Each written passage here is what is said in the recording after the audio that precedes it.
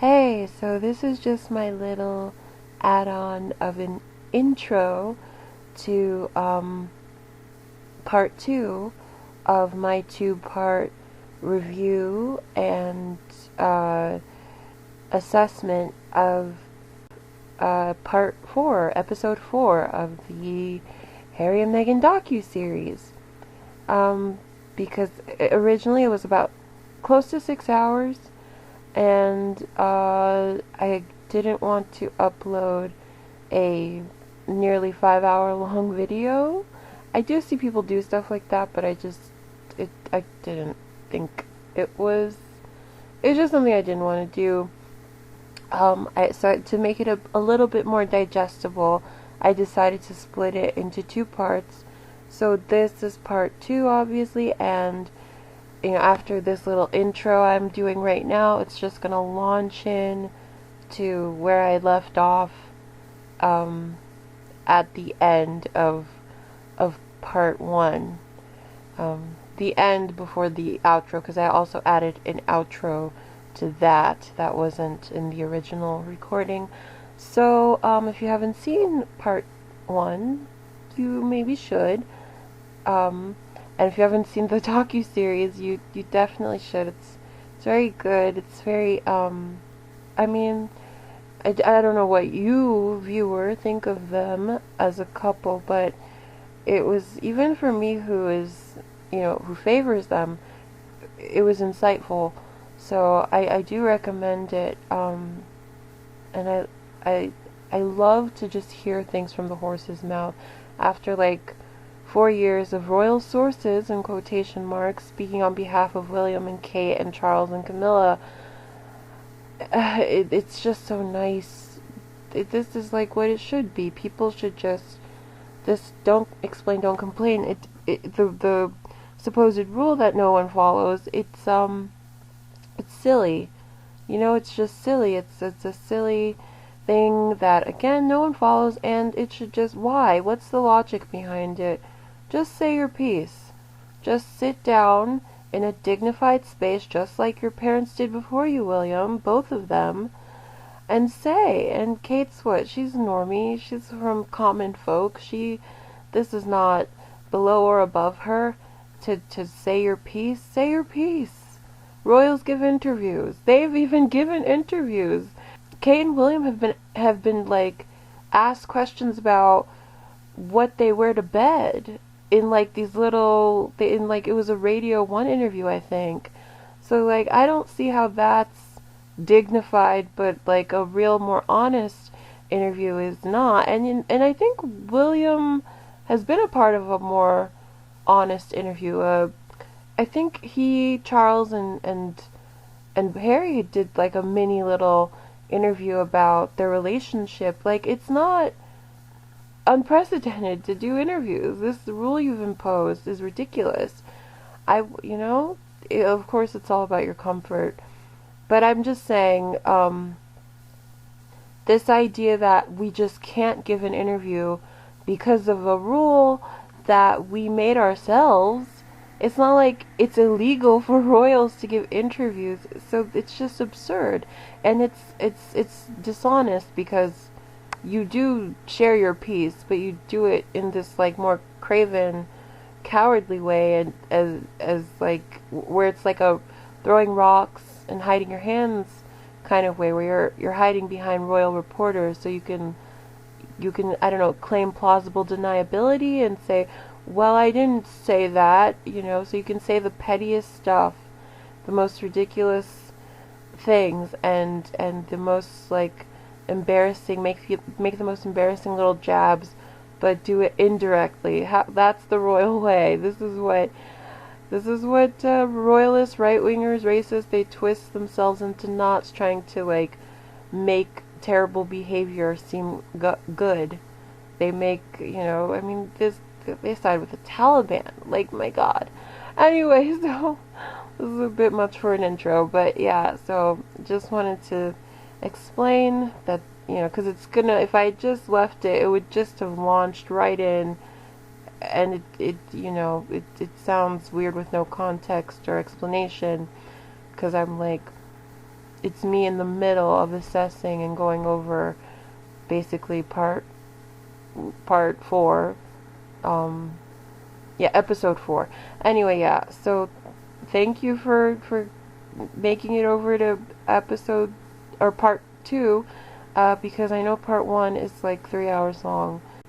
This will be shorter, an hour plus, but still, that's still pretty long. But yeah, anyway, thank you for watching, and the video part 2 will begin now. Alright. So yeah, what came next was they were talking about the split. So I was kind of talking about that. The split between, I guess would they be called the houses? The split between teams, like Harry and William's teams split into their own separate like offices, and now Harry had his own staff, and of whom he was the principal, I think is what they call them, called the royals. Yeah, and like it was like heading that way because William was like his office. Harry did say that it wasn't just William, it was his office. Was briefing against Meghan, was like aiding the the charge against her, but like the slander, the nastiness in the press.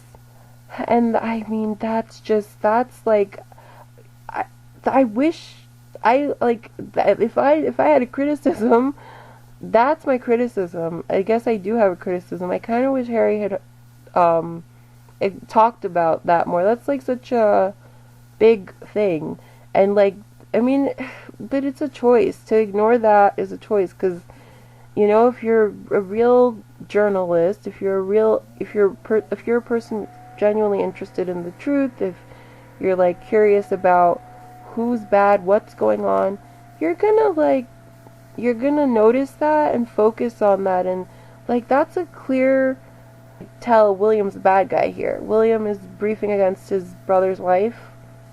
Hello, why aren't there like at least 100 articles? Like, because I know your rates of article writing for Meghan, where it's like it'll be like 150 a day between like 3 tabloids in the UK.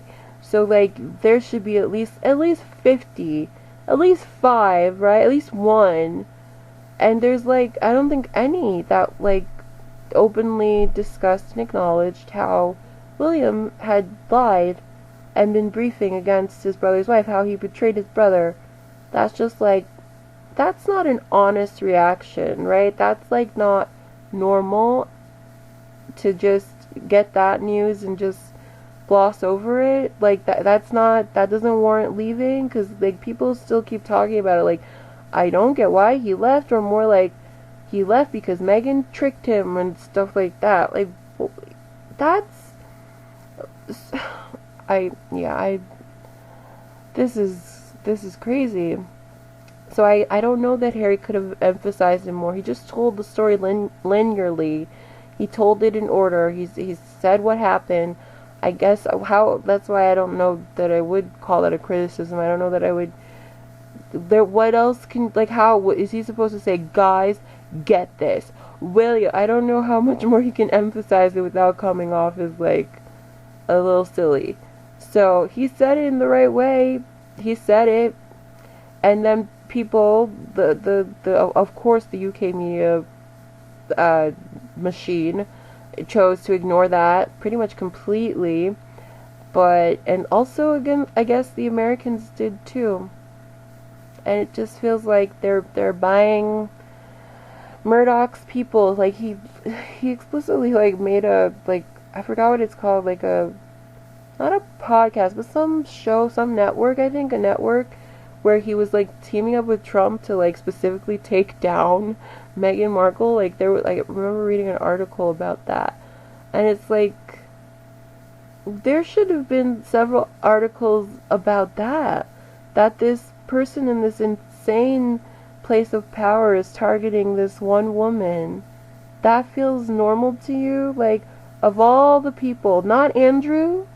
You're not gonna take down Andrew? Like, this makes sense, this feels right, this feels like an honest good guy move that Meghan needs to be taken down, needs to be focused on. Why? Why aren't you doing this to like actual criminals? Why not a few pieces about Putin, you know? Like, what is this? You're gonna target her for what? And like, we're supposed to, well, not me, but like, they're trying to package this or present this as like them doing good. Like they're not owning being villains, I guess is what I'm saying. They're saying or implying that no, we're the good guys. Meghan is the villain. And your target, how is she the villain? Why does it make sense to target her? Of all the people on this planet who are doing actual terrible things, it's her you want to take down. I know this year she did Variety, although that wasn't an expose kind of, that was a light-hearted interview, so I don't think that should even be counted. But you can say she did the cut where she said some stuff about the BRF, and then this. And so that's it. So this year she mentioned them twice in two settings. And before even the docuseries, there was already this, I mean, before even, obviously there was hostility again from day one, but like, the like recent hostility, it was pre the docuseries. Like, and Murdoch said that well before this docuseries. I think that might have even been last year, that where he said he's joining forces with Trump to make this network where he's gonna like, he name drop Meghan Markle and taking her down a peg or something like that. So that makes sense to people. Like, which people? And this is the thing about hate mobs. Like, I guess there's always been this part of me that wondered, how did this happen? And how could this happen? How could women be burned and labeled witches? How could that happen? Or, you know, my species from yesteryear must have been really dumb and gullible. And we're so different now. We're so much more educated and enlightened. And to some degree we are. There's a half glass full interpretation where there is a lot more pushback, I guess, than I imagined there was during the Salem witch trials and other versions of witch trials around the globe. But it's still pretty bad that there's still a lot of dum-dums and evil people, like just genuinely evil, manipulative, dishonest people who will reframe everything Meghan does in a negative way, and they'll do it dishonestly, not because they actually believe she meant it this way or that she did this or said this. They'll lie. Like that I wanted to do. Megyn Kelly, like I deliberately watched, because I did intend, and I still do intend, to respond to those videos. There's a few I think I want to respond to that I've seen, and I have them all set up, took the screen caps and stuff, and so like she was once in one video listing off, she was like saying how Meghan is a liar and listing all, like she gave 3 examples, like she wrote a book, or she said she didn't help write a book. She did. That was a lie. What was it? Oh, I forgot the other 2. But she didn't write Finding Freedom. That's a lie. Megyn Kelly is lying. She did not help write Finding Freedom. And she said, she said like this, she said her kid almost burned up in a fire or something like that. That was, no, it wasn't. That she didn't even say that. She said what happened. She said it like, I feel like she downplayed it, if anything, compared to what the article about the incident said. Like the smoke or the heater was like a melted, crumpled mess, is what the article described it as. The witness to the incident, where they said like they saw Meghan like jump out of the car, and like they noted how she didn't get out like a lady. They were surprised to see the way she got out of the car, because she was so panicked, and then she like ran to get her kid in search of Archie, and it was like they saw the thing, it was smoking and melted, the heater, and so yeah, Archie's room filled, like that happened, and she had an appropriately scared, like Megyn Kelly is so evil, like no exaggeration, she's a lying evil, I almost said a slur. It's so tempting. I see why slurs people use them, because they're really tempting, but I hate misogynistic slurs, so I really, really try not to use them. Hashtag another relatable thing, because Meghan really hates the B word specifically. Me too. Like, I hate it too. I hate, like, I feel like they should be treated with the same disgust as, like, any other kind of slur. You know, homophobic, racist, because they're just as potent, just as powerful, and I feel like that's part of why people don't take misogyny as seriously as other ills, as other prejudices, even though, like, misogyny is definitely killing women. It's definitely leading to, like, heinous murders and other horrible acts committed against women, like, definitely. So why wouldn't we take that as seriously? Anyway, that's a whole other thing. But yeah, there, all these people who, like, hate Meghan so much, they'll just lie, and and they'll do it in this way, like, it's uncontrollable. It's like, you can't, it's not, so, it's like kind of gray, but cause, like, I don't know how you would, like, take someone to court for that. Like, if Meghan were to, like, sue Megyn Kelly for saying that fire didn't happen, or saying, like, she phrased it in a certain way, and it's like, like that, to put yourself through the stress of that, and it would only make them attack her more. They would say, oh, she's silencing people for telling the truth. That's what that would be interpreted as. It's like, if you don't sue, then you're lying. Like with Tom Bauer, Toilet Bowel. If she doesn't sue, then that means it's all true. But if she does sue, that means she's trying to silence the truth. Do you see? Do you see what's happening here? This is abuser talk where you can't win. This is just abuse. This is not a no-win situation that, you know, you manipulate into existing. That's abuse. That's abuse. Which again, or not again, because we didn't even get there. But Tyler says that, and I was like, whoa, that's what I said. I said that. What video? I think it was one of the videos about Queen Elizabeth's death. But yeah, it's abuse. This is abuse. Anyway. So where was I? The communications team splitting. And again, there's the brother feud. It's a feud between brothers that is being yeah, that was what I was gonna say. The media was like, this feud between Harry and William, of course. Doesn't it even like, you live here with me, and also we saw it happen, and it's like what always happens, you've seen the pattern. That feels so right, doesn't it, to, like, blame the women. The brothers are fighting, and it's the women's fault, but really it's Meghan's fault, because she's the new person, and, you know, it's the women feuding is what that gets reframed as, and, you know, Kate is the one who they're going to obviously, well, the racists are obviously going to side with Kate, and then trash and malign and dehumanize Meghan, even though it seems like the feud stemmed from the ancient thing of Brothers' Night.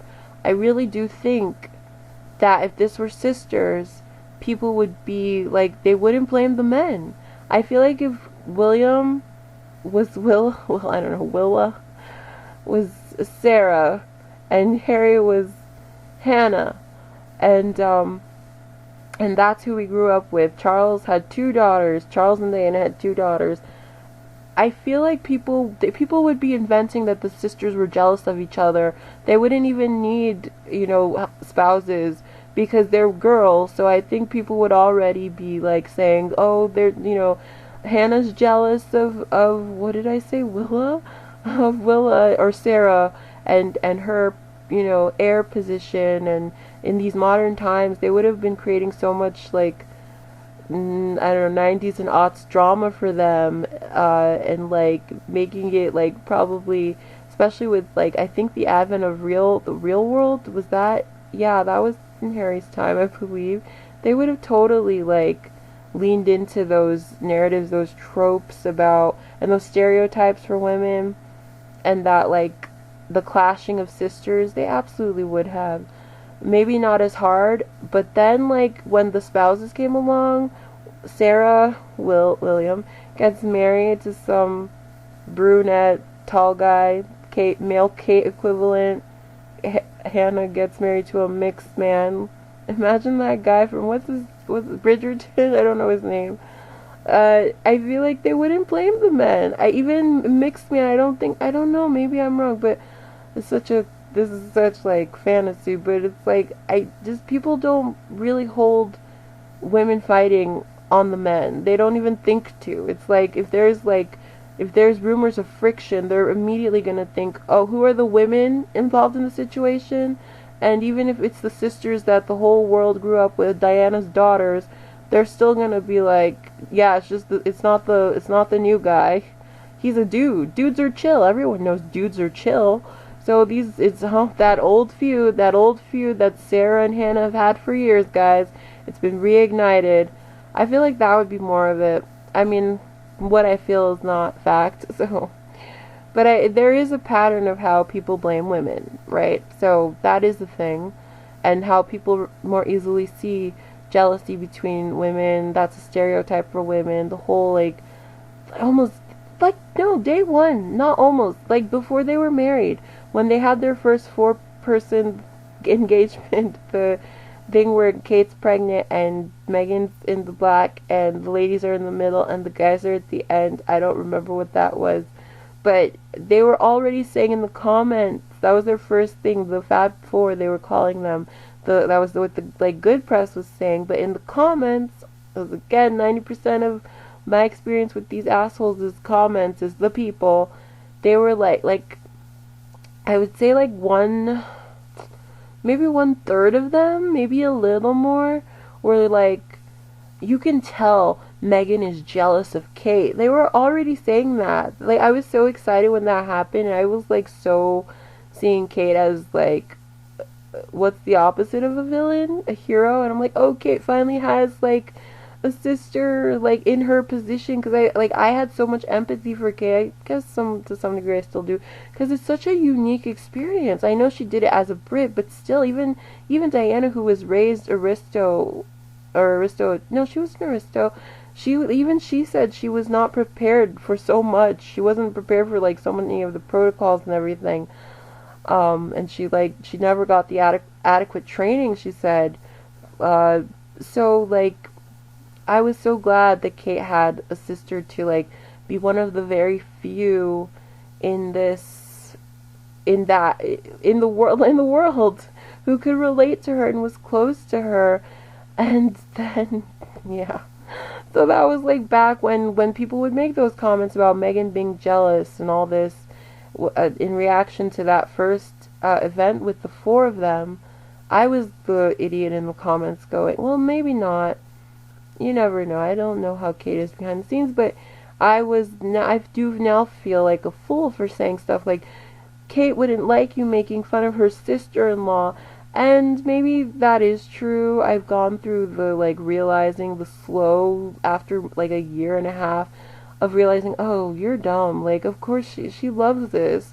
But now I'm like back to maybe she didn't. Maybe she also was hopeful and happy to have a sister in this unique situation who she could, dish to and commiserate with,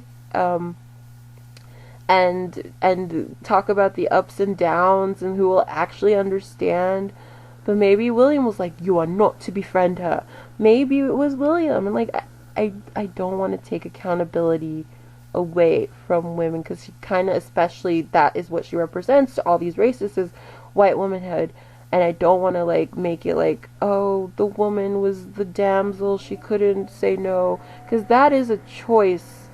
She is making a choice. If William is bossing her around, screaming in her face, because he could do it to his brother, I think he could do it to Kate, absolutely. If he's screaming at her behind the scenes to act right, or he'll divorce her and she'll never see the kids, and he runs things, and I'm the heir, and I'm the heir, and I'm the heir, the spoiled brat he was raised as, she is still making the choice to comply.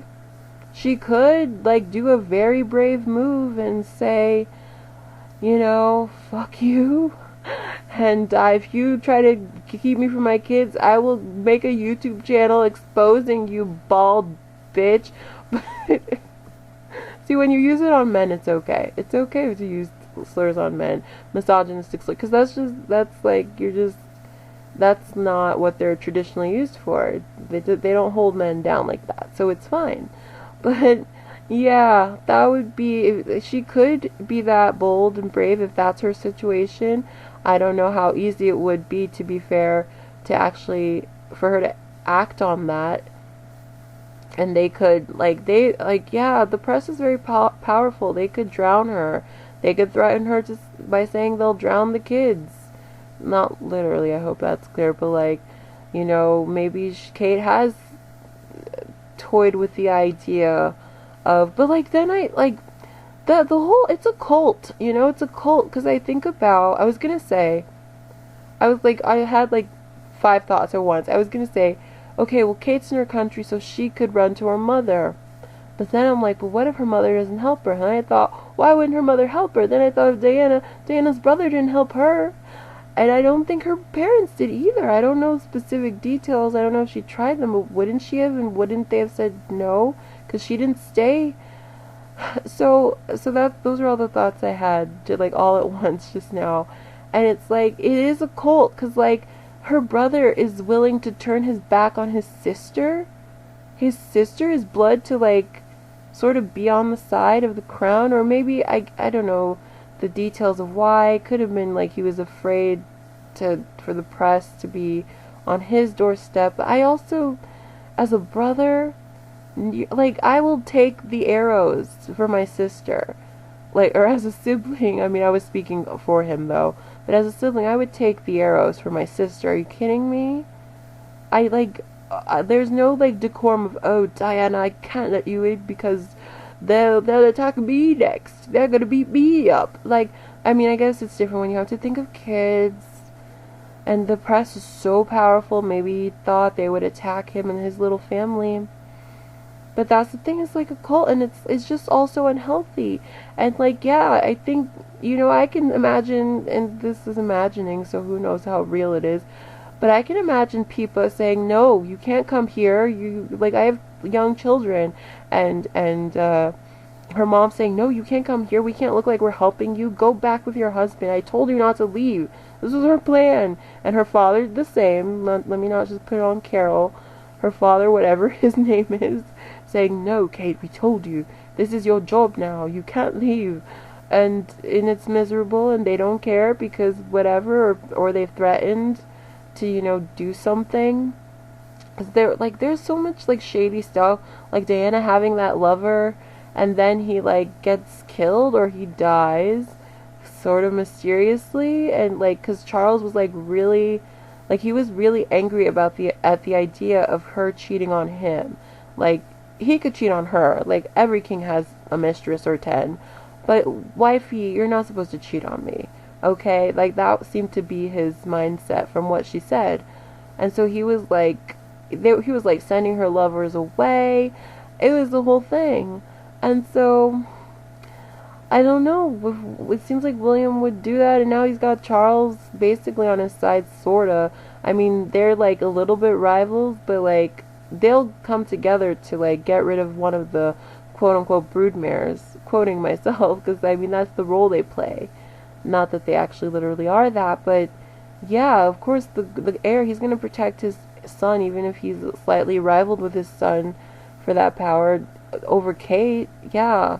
So Kate, if she tries anything, Diana-esque or too rebellious, yeah, they would throw her to the wolves. You want to see thrown to the wolves?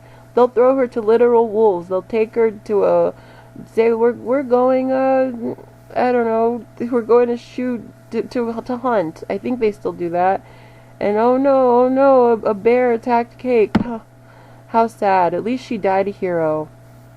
I don't know. That's, like, maybe completely made up. Like, it's so weird, though. Like, it's like, I feel like I'm being so dramatic and silly and extra. But then it's like, but the real story of like, Diana's story, it's so dramatic. It's so extra. Like, her real story is crazy. What she was experiencing behind the scenes. That's crazy. And so, like, who knows? And again, Meghan and Harry were, like, so nice to Kate. in the Oprah interview, they didn't come for her. They didn't attack her. There seemed to be coldness with William, even in the Oprah interview. And then in this, the docuseries, they did, again, Kate was framed at most as a fellow victim. When she was referenced, they did say she was like, how they were reporting on her versus Meghan, but they weren't implying that that was Kate's fault, you know? So, like, every other time she was mentioned or referenced visually, it was like she was one of the women who was attacked in this family. It wasn't like it was like she's one of us, in a sense. It was like, I didn't get the sense that they were attacking Kate. I got the sense that it was kind of closer to the opposite. That they were like allying with her in a wink wink nudge nudge kind of way, or just in a way that's not so over the top. It was just like women in this family would be like what Harry is saying, they get treated like shit. He didn't say it like that, but yeah, he said something like that though, but in a like cleaner way. And then they show him with his like girlfriend, they show Kate being hounded by Paps. It's like, so that's a choice. Like, they were not, and then he wasn't afraid to, like, it's not like you would think maybe he's avoiding like blaming anyone too much, but no, he named like and Meghan named the Prince of Wales, that's Charles, who helped her write at the time, who helped her write the letter, and the Queen she named as these senior royals, like gave her, or not helped her, but advised her to write the letter. So they weren't above saying when people were responsible for things, and Kate was never one of the people for any of this stuff. She was never one. The closest is saying, like, she went to hug William and Kate, and they were like, it sounds like they were shocked. They were not like huggy people. So that was one of the first like cultural differences she experienced. That didn't feel very negative. That just felt like her explaining her, like, what she was, like, the difference between her and them was, like, you know, she wanted something, like, more huggy and warm, and that's not what was happening. And that was, like, a learning experience that the like, I don't know, the stiffness you see is, like, it carries over to behind the scenes. Yeah, so I mean, that is a personality difference. I don't consider that a dig. I think that is just a genuine like mini obstacle for Meghan, is like not having like people with her friends and like the more American sensibility. And Americans are all different, but generally Americans are a little bit more huggy. Than at least British people are stereotyped to be. So yeah, but like, you know, that is like the only thing that could be interpreted as a criticism. Everything else was like, no, Kate's one of us, in a sense. And I mean, we've seen the public be nasty to Kate before, and I feel like, you know, William could hold that over her, and maybe he doesn't. Maybe this is all like, maybe they're a total united front. Maybe it was even Kate's idea to snub Meghan. Maybe Kate was like, I don't like her, let's make her go away. And William's like, all right, dear, I'll see what I can do. Maybe it's that. Maybe she's the mastermind. Maybe. I don't think so, though. I feel like Meghan would have said a little something that gave that impression. She would have hinted at that. Harry would have hinted at that. Although then I do think of Queen Elizabeth's funeral and Kate's face. She looked pretty evil. So I don't know. But yeah, that was the thing. Harry and William had a pact, apparently. That came up, to like never brief against each other the way it happened in his father's day. And I don't know if he was referring to the way his father briefed against his siblings, or the way Charles briefed against Diana, their mother, if that's what he meant. I feel like it was the latter, because that we know happened. A lot of trying to make her look crazy, and they made a pact. And that like is so heartbreaking. That was another like moment that should have had several articles written about it, but mysteriously not even in America. That's very odd.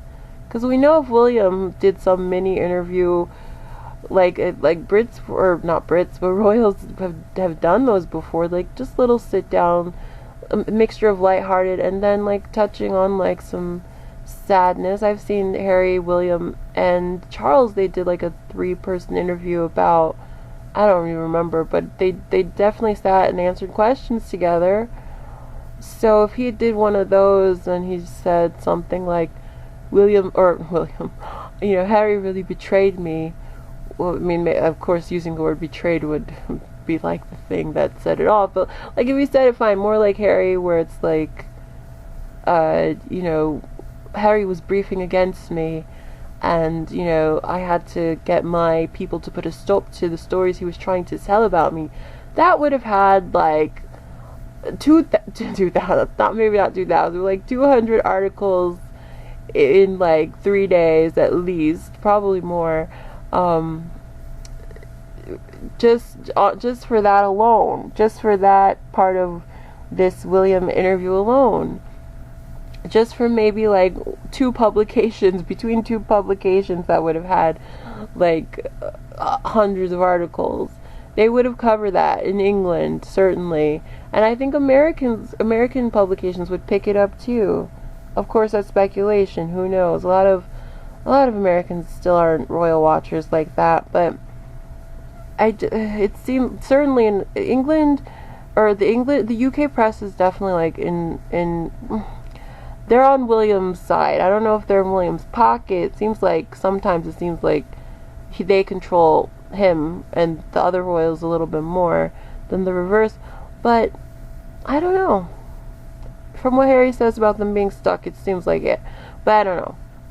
That also might just be obligations. Like the heir can't just fuck off. He can't just leave.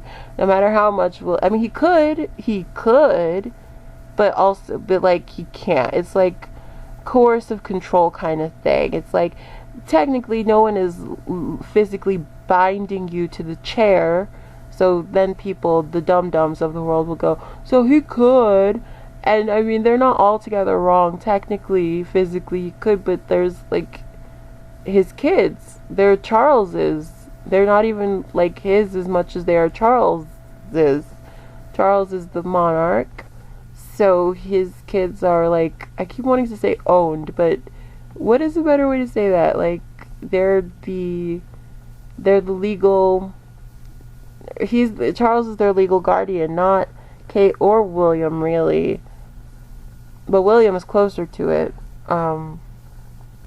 It's like they can walk away, or William could walk away, but not really. Like the weight of that is just too heavy, and Harry was very understanding. He even said that, and that again comes later. I keep going ahead, talking about things that haven't happened yet. This is still supposed to be episode 4. Oh boy, it's so long already. I don't know how I've deluded myself into thinking this would be short. This is gonna have to be in pieces, because I'm like only like halfway done going through this, and it's like over 3 hours. This is awful. I talk way too much.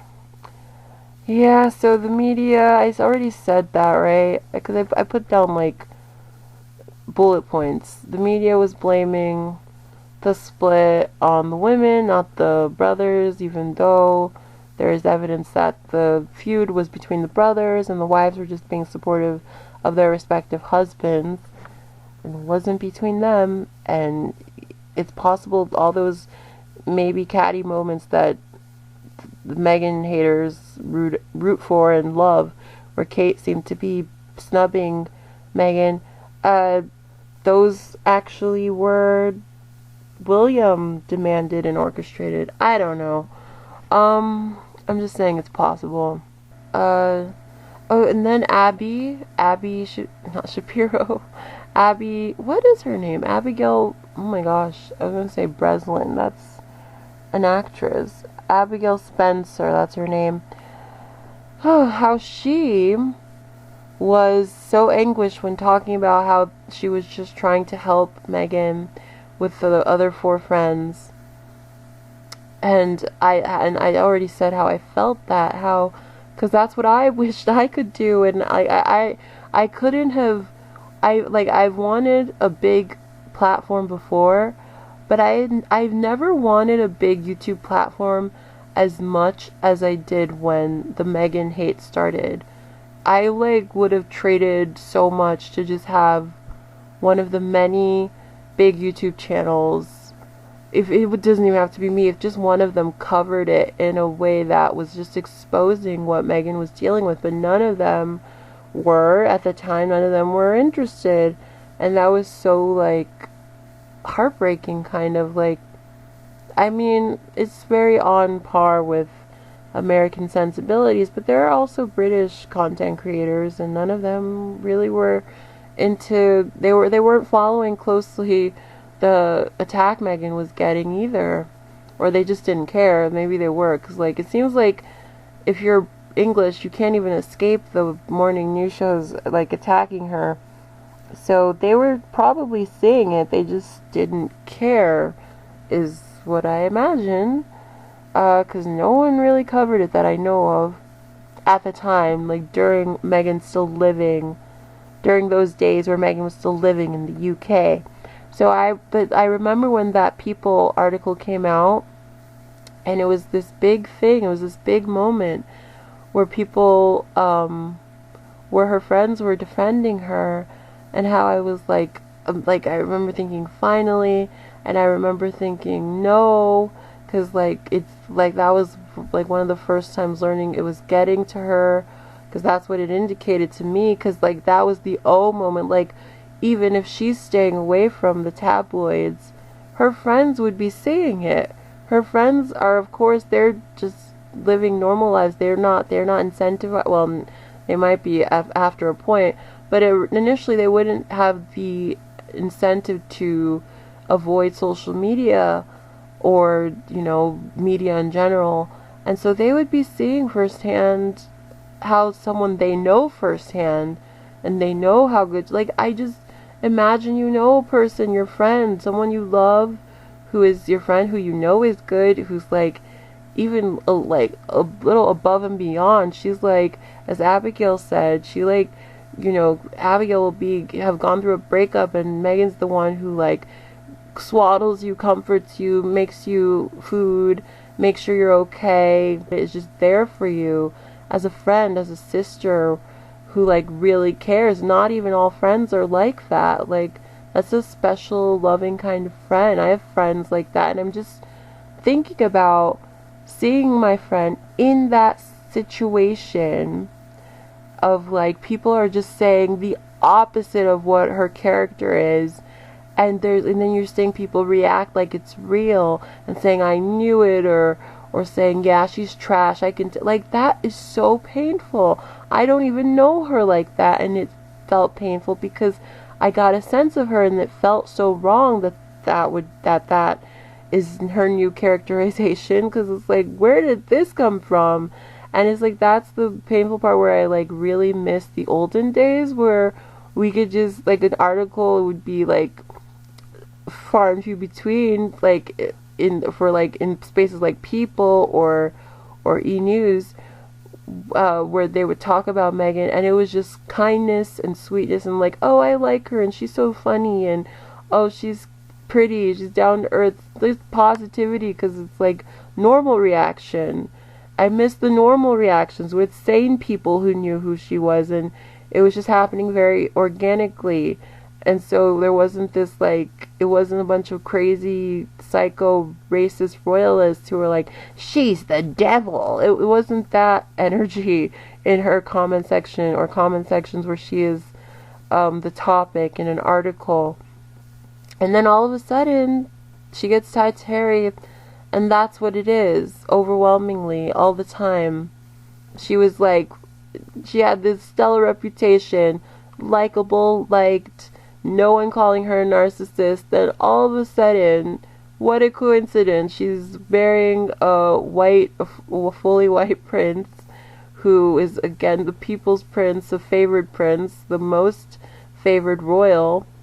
And oh, what do you know? There's all these random strangers who've never met her who think she is evil and have deduced somehow in ways that we all couldn't. We Suits fans and Meghan Markle fans pre-Harry just never saw somehow. And you, magical being, you can see the way she coughs is the cough of a narcissist. Yes. Very, very astute observation. I should definitely listen to you. You're clearly coming from a sane and honest place here.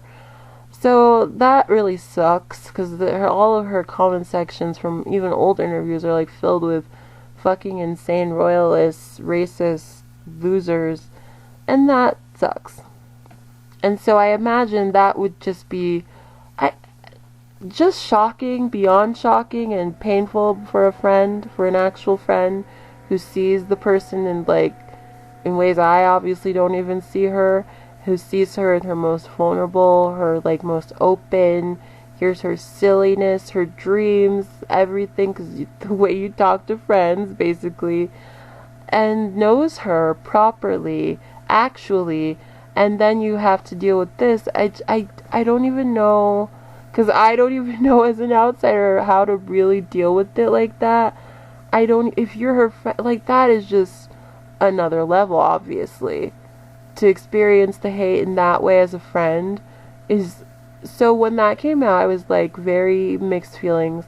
Happy, sad, mostly those two feelings. I was very happy, I was sad. I felt like she needed this. But I also immediately saw it didn't work, because I remember seeing the comments on people, or under the People Insta. They were just so mean. They were like, she paid them. They were saying that on the day they were saying she paid them. She's like, oh, someone doesn't like the truth coming out about her. Stuff like that. So it's not entertained that she's having a human reaction to being vilified and maligned. That can't be coming from a place of pain because it's not true. No, that means it is true somehow, and her friends trying to counter it is a manipulation to hide the truth. There's no way it could just be friends who are reacting the way normal human friends eventually would at seeing their friend be targeted in such an aggressive and dehumanizing way that is so far from what they actually are, or where they're painted as something so far from what they actually are. That isn't just a normal way to react, a loving way to react, though. That's manipulation. That's it has to be, because I have no intention of being nice to this, C word, B word, whatever misogynistic slur you want to use. So I have to frame this as more example of her evil. This is, if it's not obvious, me in the place of the hater who is interpreting this attempt by her friends to protect her and to defend her. Yeah, so that was painful. And then what came after that in the docuseries was, and that was, I knew this, I guess. I knew this from, all the stuff with Jason Knopf, all the stuff that got uncovered in court, where, Meghan needed permission to even send pictures to friends. And so, Meghan, and she followed it. She was such a rule abider. They say, protocol, this was broken, this protocol was broken. But those were unintentional, the ones that were even real.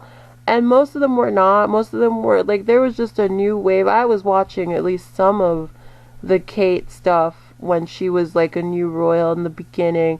A little bit of it here and there in the 10 years before, or 7 years before Meghan joined.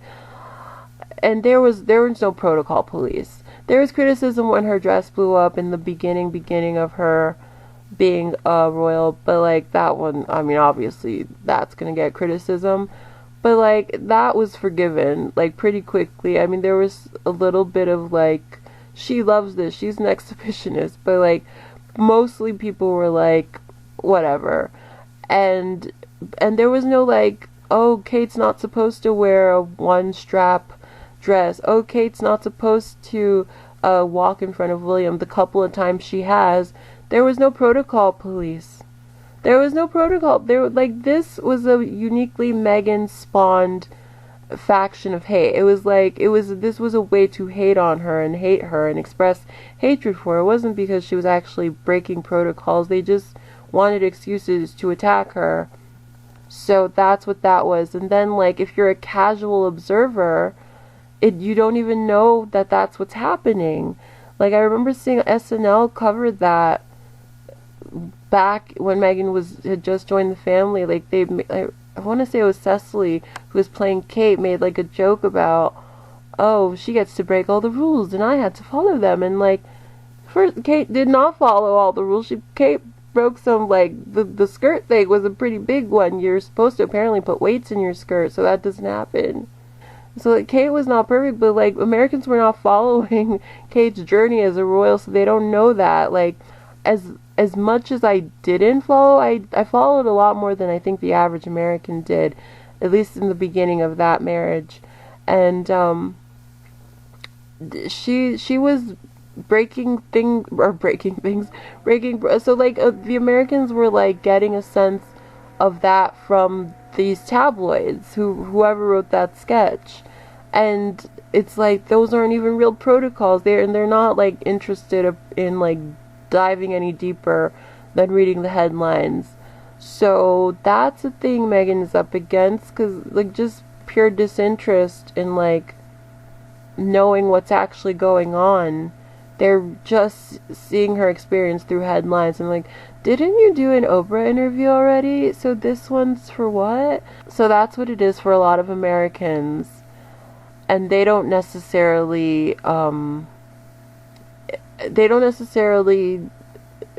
care, like, care beyond that. They don't care to get any more invested, and I don't think they really plan to get any more invested than, like, maybe watching the docuseries. I think a lot of them did, but they don't know what the lead up was.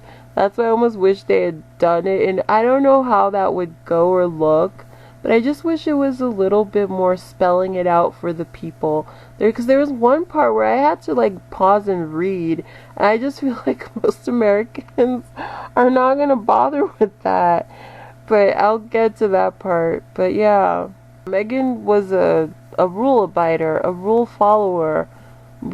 She really tried to like do everything by the book, and the little things here and there, closing the car door very early on, that's so nothing. That was, talk about fake outrage. And then she had this one moment of pleasantness, like she was, I'm sure, very homesick. And in another world, in an alternate reality where people were normal and people were having a normal reaction to her, it would have been like, oh, the first, at least in many centuries, I guess, American Duchess is going off to her home country for a baby shower. And the people would be like, oh, that's sweet. I hope she has a good time. Oh, this will be good for her to like go back just for a little bit. That'll be fun. Oh, have fun, Meghan. Like, that would have been, it feels so like, that's so like not what it is, that it feels absurd to even suggest that people would have such a kind, normal reaction to such news. Because yeah, that's not what it was. As Meghan goes over, it was extremely hostile. It was very upset, super angry, enraged even. So they reported this as Meghan being Hollywood, and Meghan is so Hollywood. She had all her A-list friends in fancy Hollywood, New York, throwing her a tax expensed or taxpayer funded party. They were popping bottles. It was that kind of vibe, that kind of coverage. They turned something really beautiful and sweet, and that any normal human with empathy would see as, oh, that's good for her to at least sometimes, because you would, at this point, and for normal people, And for decent people, for empathetic people, they would have been thinking, oh, she must be so homesick in that new country, and oh yeah, again, like that, this is good, she can go back, but not too long, Meghan. You're our Duchess now. I don't know why that's an American accent then, but yes, that was supposed to be a British person who was decent and kind. And so they're like, oh, this will be good for her. That's like, and there are normal people who did have that reaction of like, oh, I'm sure she's so homesick. I'm glad she gets to go back for a little bit. And I hope that will satisfy her for a while. Because it must be hard for her to be living here now, so far away from home. Or what she's known as home for 35 plus years. And so, no, though. I mean, the mainstream reaction was not that. The online reaction was not that, really. I mean, maybe in some spaces, but I just saw a lot of hate. I saw that hate Meghan was referring to. They were very angry at her for doing that, for having a baby shower in America. To be fair, they were angry at her for everything. They were angry at her for all the things, for breathing, for doing the job, for doing it well, for writing affirmations on bananas. They were angry at her for everything. So yeah, and I like what Meghan said. It was just as simple as her wealthy, independently wealthy friends deciding to throw their friend a baby shower, coming together, pull the funds to do that. And that's all it was. That's literally all it was. It's such a harmless thing. This is what I'm talking about. Like, Putin can destroy Ukraine, can bomb this, church, can bomb this children's school, can bomb this university, and it's like, oh my, it's pretty messed up. And then, compare it to the reaction of Meghan has a baby shower in New York. That fucking evil witch. We have to kill her. Someone must kill her. Drag her through the street. Like, it's like, I weep for women. I weep because, like, what the hell? Anyway. Yeah. So then it wasn't until later in her pregnancy that, yes, they had the Frogmore Cottage offer from the Queen, finally, and they were like, Harry and Meghan were like super aware that it was pretty bad at this time, but they were happy to be offered like, bigger, better living accommodations, and they were already seeing their future, because like, I think still, like, the idea of leaving, it was probably, I'm projecting, but that would be such a, like, we can't leave. You're a prince of the realm. Like, I'm stuck with you. This is like, obviously, I think I'm just gonna like die in misery, I guess. But like, we can't leave. Like, that was so in my head. You can't do that. That's not even on the table. There's just figuring out a way to deal with this forever, because you leaving is not an option. I thought about it at the time, because I'm like, maybe they should leave, but then I'm like, no, they can't, right? Like, they can't actually leave. That's not done. That would make Meghan be hated even more. So she like has to figure out a way to live with this, I guess. She has to live with this constant attack, and maybe I could almost cry. I thought maybe they'll be nicer when the baby is born. They'll see mother and child, and surely this is when I didn't fully allow myself to understand. If they could, they would have snatched that baby up, and you fill in the rest. If you're a Deranger, you know what you would have done. So yeah, they moved to Frogmore. It seems more nice. It seems there. I saw a few pictures of the kitchen. It's pretty gorgeous, the kitchen. And Meghan, at one point, might not have even been in this part, but they said they have a lot of beautiful memories at Frogmore. And so, yeah, and Harry, like, they were saying, like, how they imagined, like, Archie will, like, he'll like play here, and their whatever their future kids will like do this here, and the future was Frogmore, and they could see themselves, and they saw themselves living there, obviously long term, forever. And yeah, I'm just remembering my thoughts at the time. It's like I was thinking again. I just said this, but yeah, I was thinking, yeah, they should leave maybe, or I was wondering if they should leave, and then I was thinking, no way, you can't leave. That's not an option. That's not a realistic option. Anyway, so then Archie was born, and it did not stop, and it got worse, and oh, before it got worse, it got worse, just one worse, which is the anger at how Meghan presented the baby. They refused to allow her to just present the baby at her hospital. Okay, like, you can, I feel like you all can do anything, everything, and you couldn't block off the street like you would have at the other place. Like, this is what you do. This is like your whole thing. Okay, fine. So she was like, maybe can we compromise? Can we like do the presentation but like inside, this place? And they're like, yeah. And she said no one gave her the impression that that was a wrong decision. They were all just like willing to work with her. And then after she did it, they did it, Harry and Meghan did it. It was like a bunch of backlash, attacks. And like, I think it was James Holt who said how, yeah, like in a normal situation, reasonable people would like go, oh, the mother of the child wants to still present the baby but just like indoors? That's very fine. That is what someone's mad. Who is this person? They're in a psychiatric facility, surely. Like, what? Yeah, no, they have like a YouTube channel, and they're free. They're free roaming the streets, and people consider them sane and able to take care of themselves. Actually, like, yeah, that's the society, the country you live in, where people were irate with Meghan. I remember that from my POV. People were very upset with her.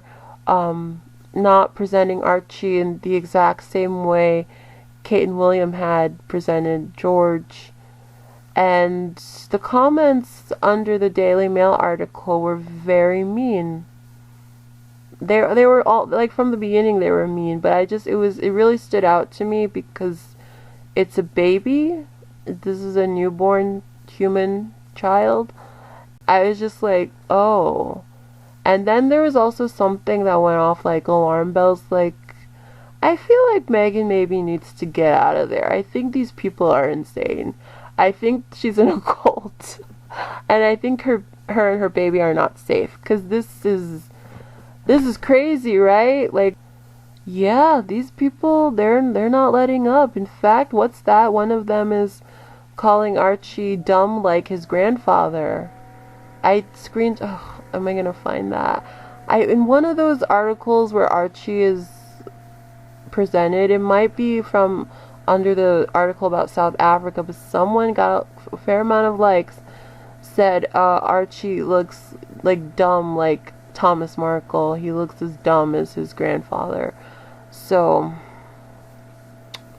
yeah, that was post baby. This was the treatment, and again, Meghan's crime. She hadn't talked to Oprah. You can't use that one. So what was Meghan's crime here? She's just, I don't know, annoying, fake. So definitely make fun of her baby. Definitely do that. Definitely insult her. Oh God, definitely insult her body. There was a fair amount of that. Especially when she went to Wimbledon with Kate. I think it was Wimbledon, some tennis match with Kate after it was like postpartum era. And I remember Gary Janetti made a joke about that too. Like, that one sticks out. Like, Kate is just happy that Meghan still hasn't lost the baby weight. Something like that was the caption. So yeah, and it was like a lot of a lot of heartbreak, a lot of anger and sadness and like a lot of days ruined. I have to admit, it was very painful, secondhand painful, to be seeing this, and I guess to be seeing the lack of reaction to it, the lack of sticking up for, like, but then like the American media also wasn't, and I'm like, I feel like this woman is drowning right in front of our eyes, and like almost no one cares. Because I didn't know there was a quote unquote Sussex squad. That was part of it. I felt very alone. Like, I'm like, every post, every place that posts about them, even after Archie, even post Archie, even post as an after when is what I meant there, was so mean. Like more than half the comments were very mean. And it's like, why though? What did she do? What is this? And there was like no one really coming to her defense, like certainly no one who's a big name. And yeah, and I it just sucked, because like that's the one thing that, again, at least Obama had, like the closest version of this situation where the attacks were just so next level and cruel, and it was for like a pretty identical reason. Were the Obamas, like both of them, and people, they had the liberal media, the liberal leaning media to defend them, and Meghan seemed to have no one, and so it was very hard to like be this one person army, like being like just arguing, and it was tiring, it was mentally draining. And I would, though, under the Sussex page, you would see, like, their supporters, and, like, I knew I wasn't, like, alone, but I didn't know it was Sussex Squad. I didn't know there was, like, hard defenders on Twitter. So, yeah, I mean, I don't think I said this, but, like, one of the things I remember thinking, I don't remember specifically what it was after. I think it was after the like crazy reaction to Archie's presentation, or it could have been after some nastiness about it might have been after I think it was, I'm pretty sure it was after, what is it called, the christening photo, where William seemed to have the stink face that even those who hate Meghan and are inclined to lie about William not being a bad human were the ones you can see the comments, they're still up, saying, oh, William's face says what we're all thinking. What's that? What do you think about that, baby? Why don't you let the whole class know? What are you thinking?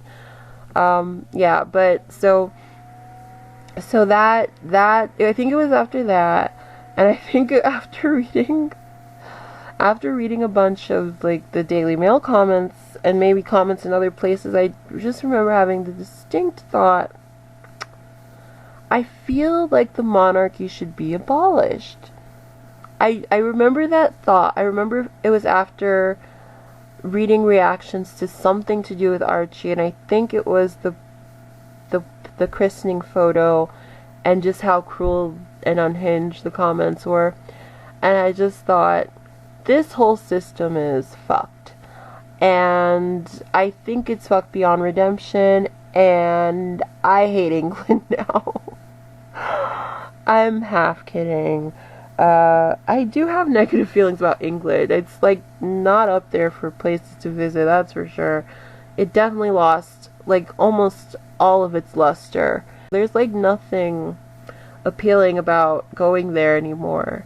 It's filled with a bunch of fake friends. It's like they'll like, I guess, be like they'll like be polite, as they said in the docu-series. Not Harry or Meghan, but someone said, you know, in England, you know, you play polite because it's impolite to be racist, he said, but it, you know, racism will manifest in other ways.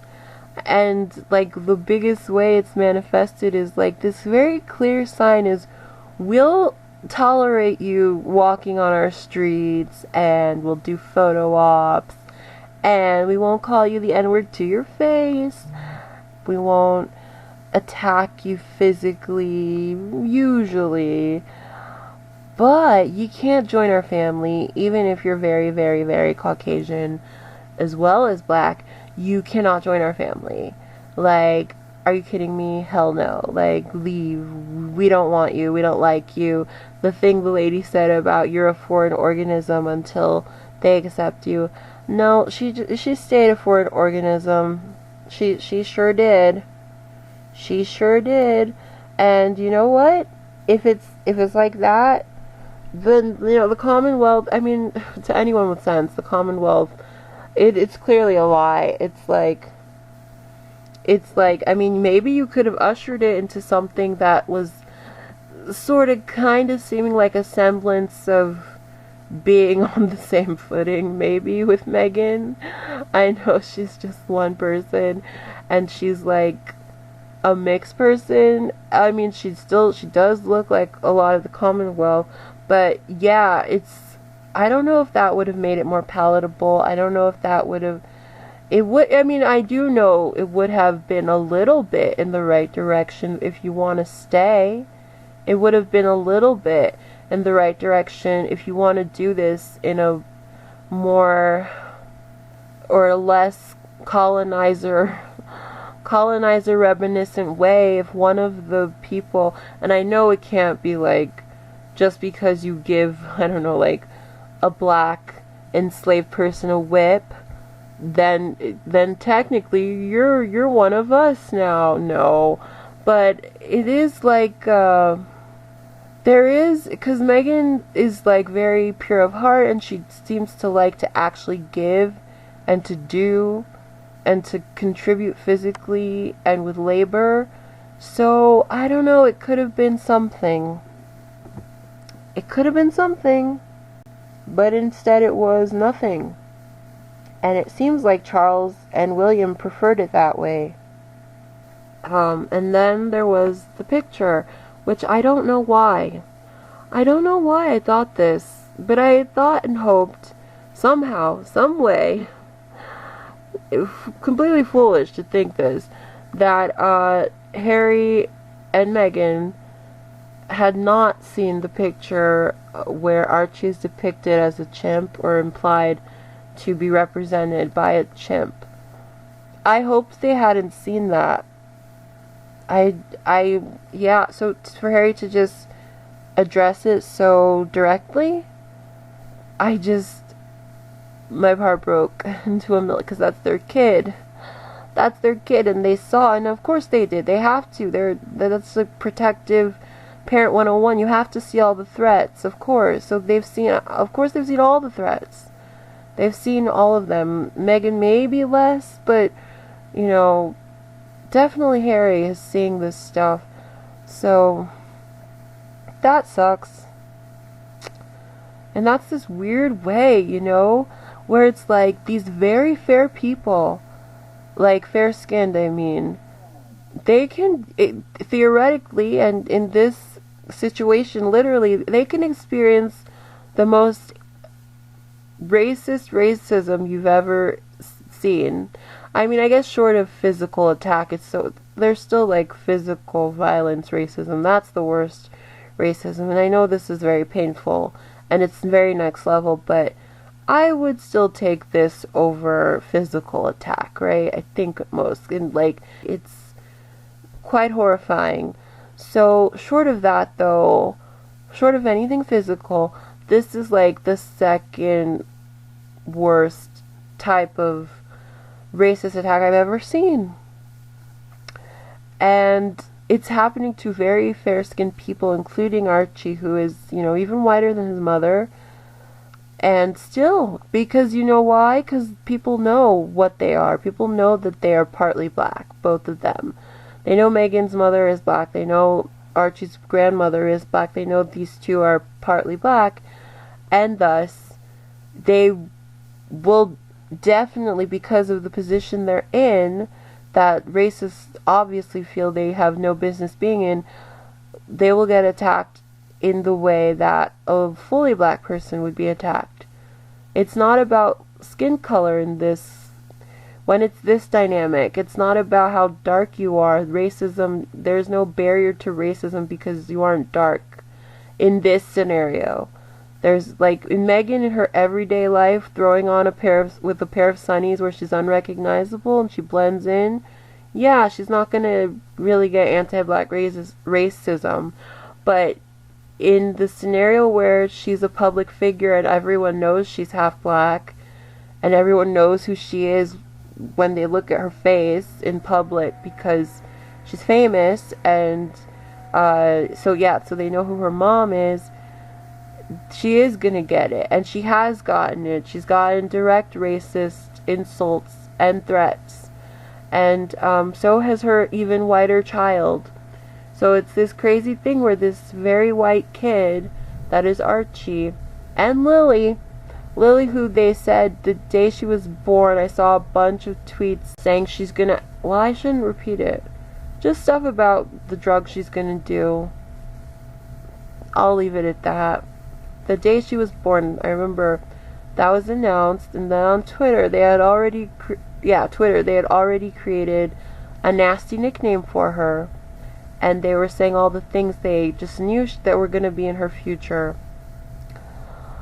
So she can experience, this little redheaded, very white girl, little baby girl, this baby, and even she's gonna get anti-black racism because racists know who her grandmother is, who one of her grandmothers is. R. Is that feels wrong. It feels like it sounds wrong. Her whatever. So that's a unique thing. That's a unique way these children exist.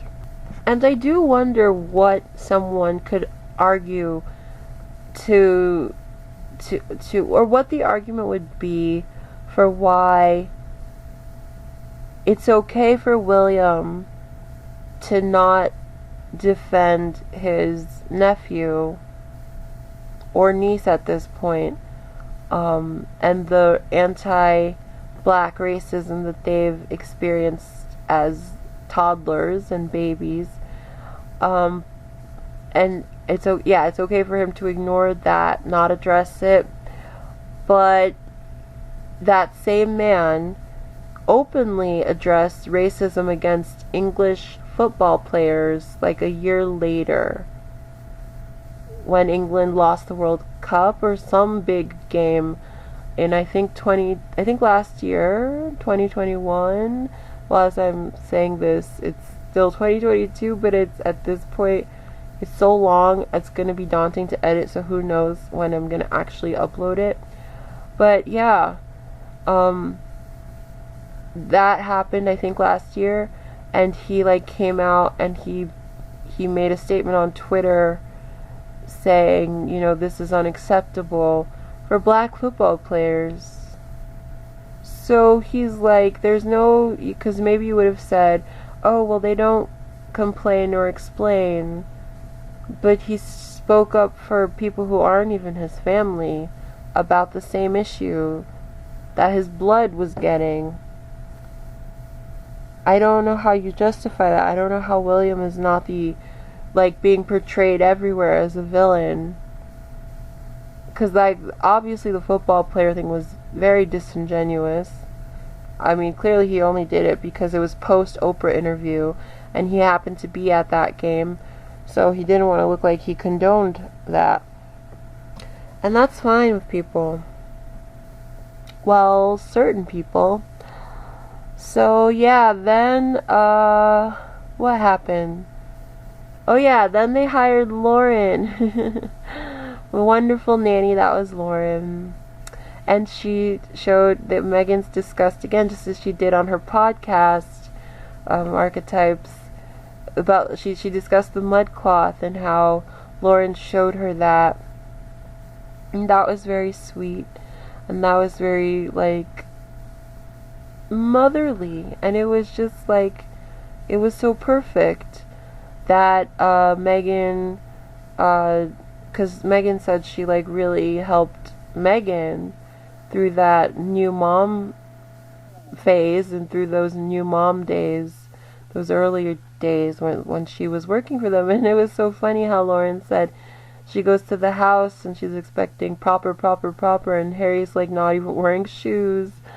And it's just like so sweet. It's like so them. Like you got that sense from the doc. It's like they're very feel the earth with your feet kind of thing. And yeah, it's like she seemed very sweet.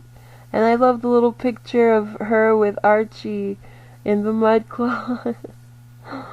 Oh man, that was like, oh, that was adorable. That whole dynamic was just so sweet. Yeah. And then Harry discussed how it was so like surreal to go to their first like big tour, because it's like a tradition to bring your baby on a big tour. So they were bringing Archie for his first tour to South Africa.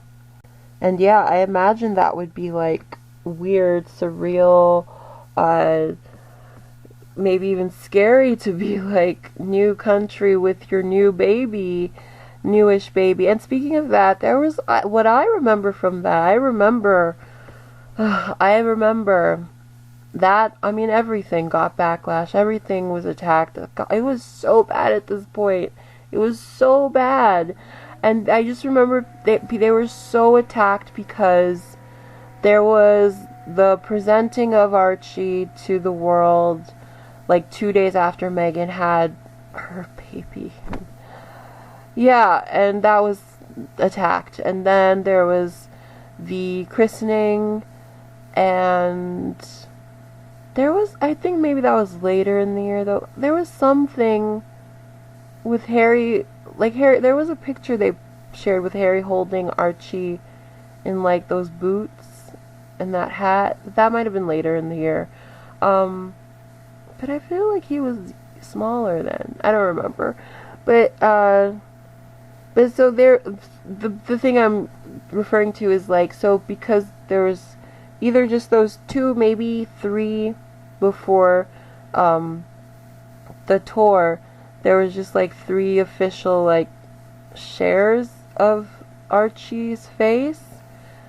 Although Meghan did take him to the polo match, but yeah, where he was called a doll, not in a cute way, but in a way to quite literally dehumanize him and already start building the case for why he should be removed from the line of succession.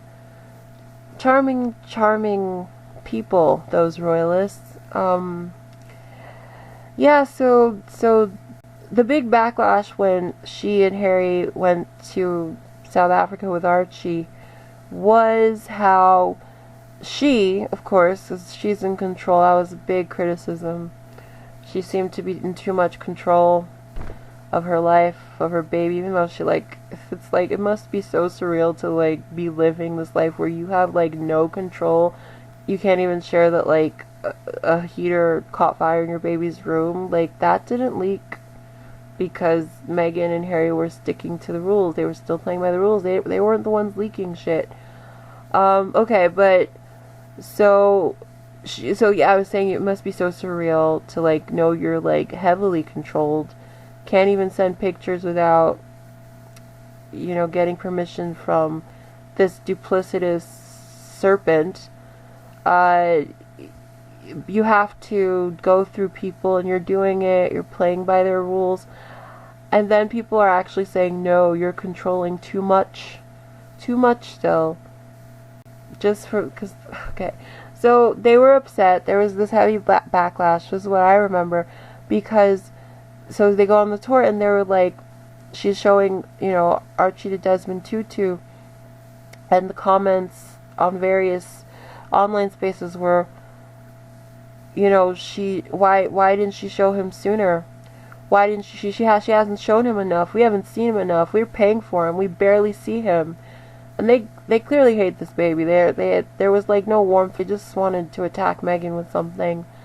And they were the insults and the I don't even know what to call this, because it's not criticism, but I guess it is, but it's unreasonable criticism. Like, why does she hold the baby so much, even though there's footage of Harry holding Archie? It's like talking to, I don't know, evil robots, because they have all the communication skills of bots, that's for sure. But so that was their gripe, that Meghan hadn't shown Archie enough, and people pointed out, well, like, George hadn't been shown much beyond his presentation, the christening, and then his big tour, and I forget where, but that, like, he did the same thing. And yeah, and that too, they were like insulting Meghan for like bringing Archie on the tour, even though this is like a royal tradition, this is what you're expected to do.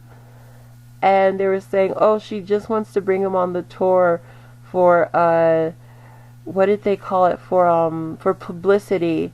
She thinks a baby will save her floundering reputation. That was like one of the comments, I think, under the Daily Mail. There were a few like that her doing what is expected, like part of her job now is like do the baby tour. After you have a baby, you do a tour and you bring the baby, and that's like exactly what Kate and William did with George. But they're of course framing it as this negative manipulation. It doesn't even seem like they really had a choice in the matter. And again, all of this is it's the stuff that comes with Harry. Just like the wedding, this is not what a normal mom does. Even normal famous people don't bring their babies on, like, I don't know what the equivalent of this would be. But yeah, so it's one of those things. It's one of those many dishonest moments where Meghan is being maligned for doing something Kate has done, and is being blamed for doing something that is part of Harry's culture and would be required of Harry no matter who he married. Of course, if he had married the whitest, most docile white woman you ever saw or knew, fellow redhead even, Sophie Corcoran perhaps, she would also be expected to go on tour with their first child. So this was not a Meghan, like, who am I talking to? Because these people are not honest, and they're not here. Well, they might be here, but they're certainly not honest. So this is the kind of thing I'm very used to now. I would point this out, factually, no insults, and I would get blocked. So yeah, these are terrible, evil people. And liars. I mean, that goes with the territory. But yeah, that was the big thing. They were mad because she hid him. She was hiding him. They were complaining about that actually before the tour. They were complaining, where is Archie? Is he even real? It was like it was what they used to feed the, like, he's a doll rumors. They saw him at the polo match and they just started calling him a doll, not real. Meghan didn't have her own child, and also she didn't even have a surrogate child, apparently was part of it. Archie just doesn't even exist, and this baby you're seeing presented to Desmond Tutu is a hologram. I'm not kidding, some of them, I don't know that they actually believe it, but that's what they say. And I mean, what do you do? I hope Harry and Meghan, because they seem to have heard, like, all the stuff, so they must know about this, and I hope they just laugh. I pray they laugh, because it's like, it's so beyond cruel. It's painful. It's beyond painful. It's stupid, though. More than all the things, it's so dumb and stupid and crazy, and these people are fucking insane. And I hate that they have access to the internet. I don't know. It's just like, is the internet a good thing? Was it a good idea? I don't know. It's led to a lot of ugliness. So I don't know how to reconcile that with good it brought. Because it's funny, because, man, the symbolism in that's how they met, isn't it? Wow, that's how Harry and Meghan met, through the internet. Oh my. Isn't that a catch-22? Is that a catch-22? I believe so. Or is that a double-edged sword? Might be neither of those things. Anyway, and I just thought about how I'm certain, because they're deranged, if Harry and Meghan had been showing Archie, like, more, like, regularly, the complaint would be they're showing him too much. They're trying to make money off him. Somehow, some way, they're doing this for publicity. They would have started in with that attack sooner about she's trying to use the baby to save her image. Because it was bad. And, like, tell me what she had done by this point, by the point her baby was born, where it should be this bad. Because they're acknowledging it. If you weren't following along, you weren't following the day-to-day or the event-to-event of Meghan Markle's early Duchess life in the UK. I understand a lot of noobs are new to all this, but like, how does it make sense? And even if there are new haters out there, how does it make sense? Go read the Daily Mail comments under the article about Archie being introduced to Desmond Tutu and Archie going on his first tour with his parents. Go read that. Go tell me what had she done to deserve that? Where it's most of the comments at that point. And I know the Daily Mail leans right, but still. And the comments that are downvoted the most, because they like split it, you can look at comments by what's downvoted the most, are the ones calling Archie cute.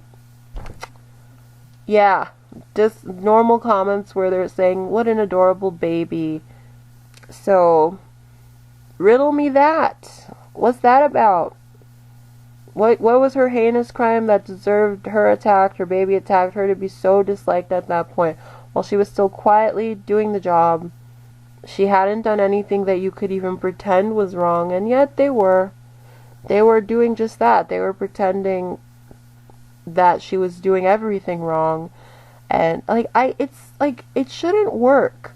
Like, you can't. It seems like crazy and just so dangerous and horrifying and scary that you can just do your job with a smile and people can decide you're evil and bad and your smile is fake and you're only smiling because there's a camera and you're Hollywood and they hate how Hollywood you are, and you're just doing the job and you're doing it well and you're having success with your charities, and you're like, it's somehow this can still work where you just doing it on mute pretty much too, just quietly and successfully. That's the big thing about it. She was like doing well in the role. Like, she was doing Duchess as a job very well and making it about the causes. It wasn't about her. She always shined a light on the people, on the thing,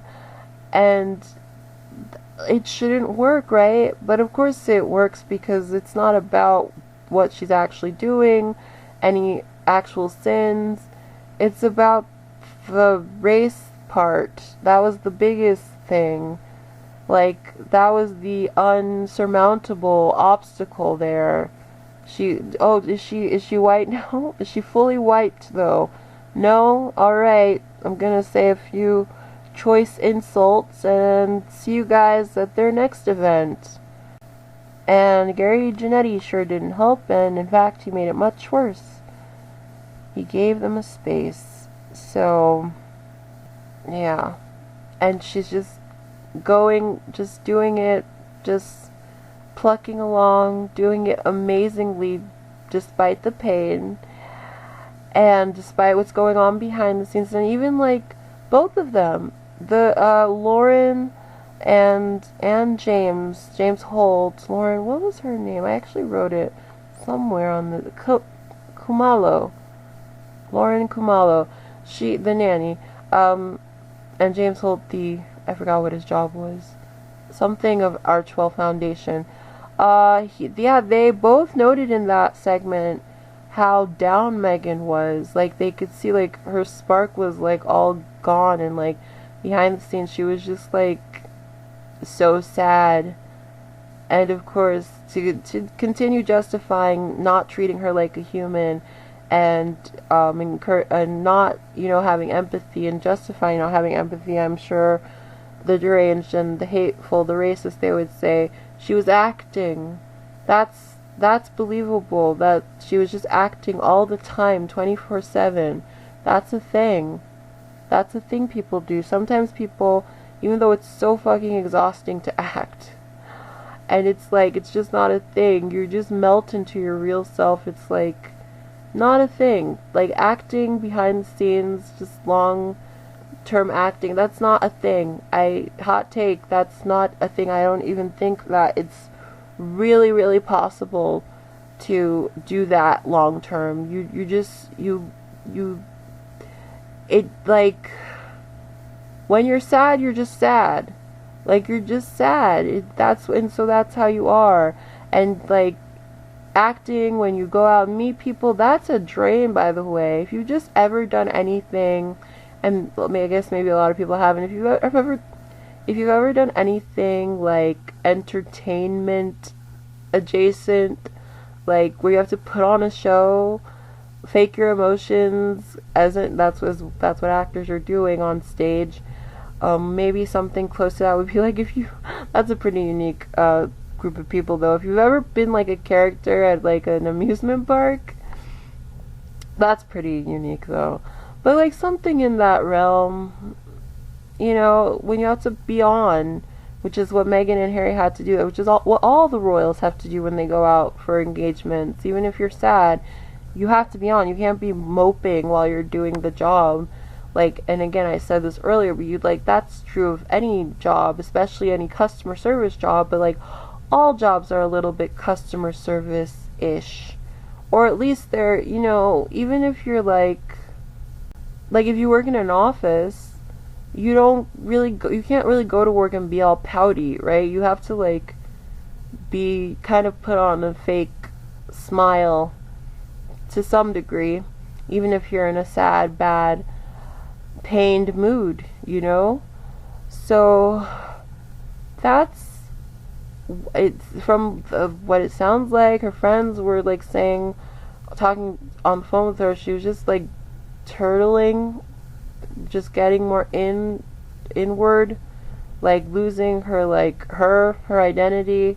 It's just it's such a unique thing. I can only imagine it because I experienced it as an outsider and as an observer.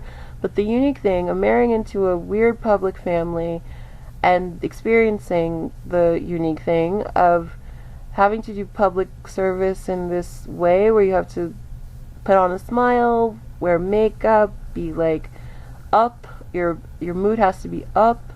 And Meghan acknowledged, like, every moment you meet someone who really wants to meet you, it's their moment.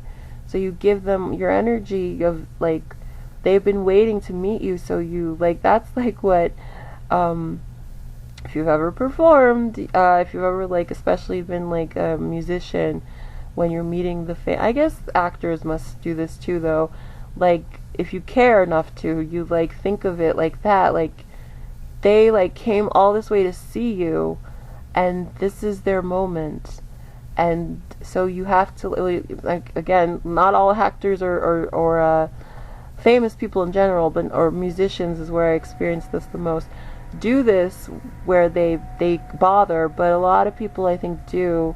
They care about, being, like engaged with you because they, you waited for them and they appreciate that. Yeah.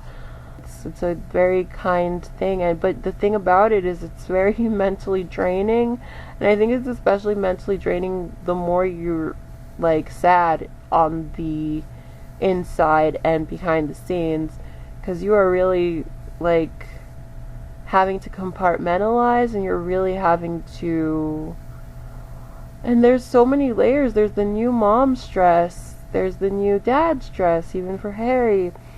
New wife stress too, like the normal things that people go through when they're having when they've had a child for the first time, and just like what that looks like even for, again, normal people who are like living the most normal life.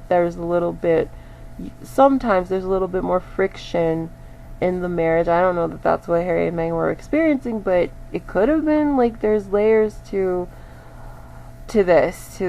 all the experiences, and then you're like meeting people, reading people, you're on, and James, like, I think he said he was like impressed with how on she was, and how like she just made those moments for the people. Meanwhile, she's like, I don't know, and said she's crying, but it seemed like she was like just maybe crying a lot and really down, because she's aware, and her friends, like, they're not going to lie to her, they might not tell her the details, and when she would talk to them, I imagine it's pretty clear it's not getting better, and in fact it's worse, and now they're involving your child and they're being mean to your kid. I don't even, I know you would just feel so helpless. The People article didn't help. They made them attack her more, because it's not about, again, not about what's true, not about being kind and decent and just wanting to be kind and decent and feeling like she's I don't, like, what could you even say? She hadn't done anything then. You couldn't, but they were accusing her of being an attention whore, like, but okay, anyway, yeah, I've said this so many times now. Yeah, they were aware, like, I think of, like, Abigail said that too. She just was, like, sinking into herself, and, I mean, this was destroying her, and then, like, from my point of view at the time, what got me, when I really learned, because there's, like, you get the impression as an outsider, this must be hard for her, and how is she surviving this, I wonder, just like I wondered for Lacey Green, just like I wondered for Francesca Ramsey, just like I wondered for Lily Singh. I've wondered this for so many women in a similar position. I've wondered this for Michelle Obama. I've wondered it for Serena Williams. She was even getting something like this before. And you wonder, how is she coping? And I hope she's not seeing this. But then, like, how could she not at someone, because now, at that point, for a while, they'd had their own social media, their own Instagram, I should say, where they, like, I don't know, they had more direct access to comments, and the comments by that point, post Archie, were very, very negative. Like, I would say, like by that point, like I would say 60%, because there were a lot of people saying ignore the mean comments, but, like, a little more than half were mean. Like, there was no escaping them. It was like a little more than every other comment was an insult, a dig, just mean. And I wish it was still up just so I could see it again, because, like, I'm, like, having to recall the cruelty from memory, even though I did take, by that, I was taking more pictures, but, like, I didn't have the foresight to take a ton.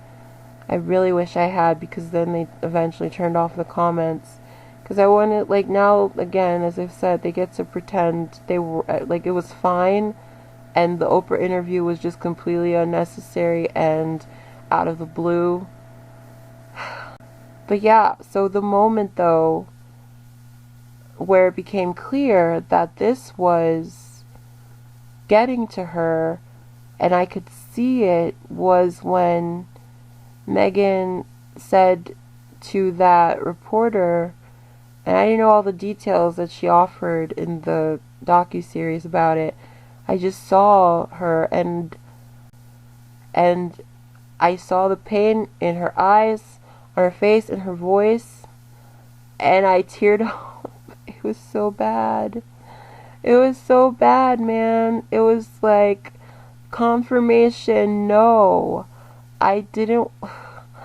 She has to be saying it. It's like impossible to avoid. She can't even watch TV like a normal person, because she's in the news, and she's watching UK TV, where she cannot avoid hearing, like, the nastiest things about herself. It seems like, I don't really know the TV schedule for those shows, all the, like, the clips I see, but it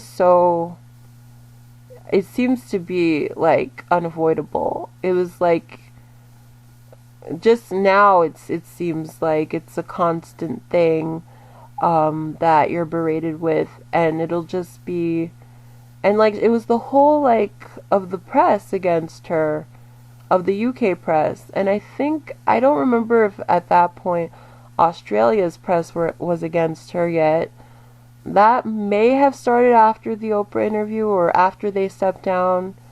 I don't remember. I only found out that Australia's press was also largely against them after the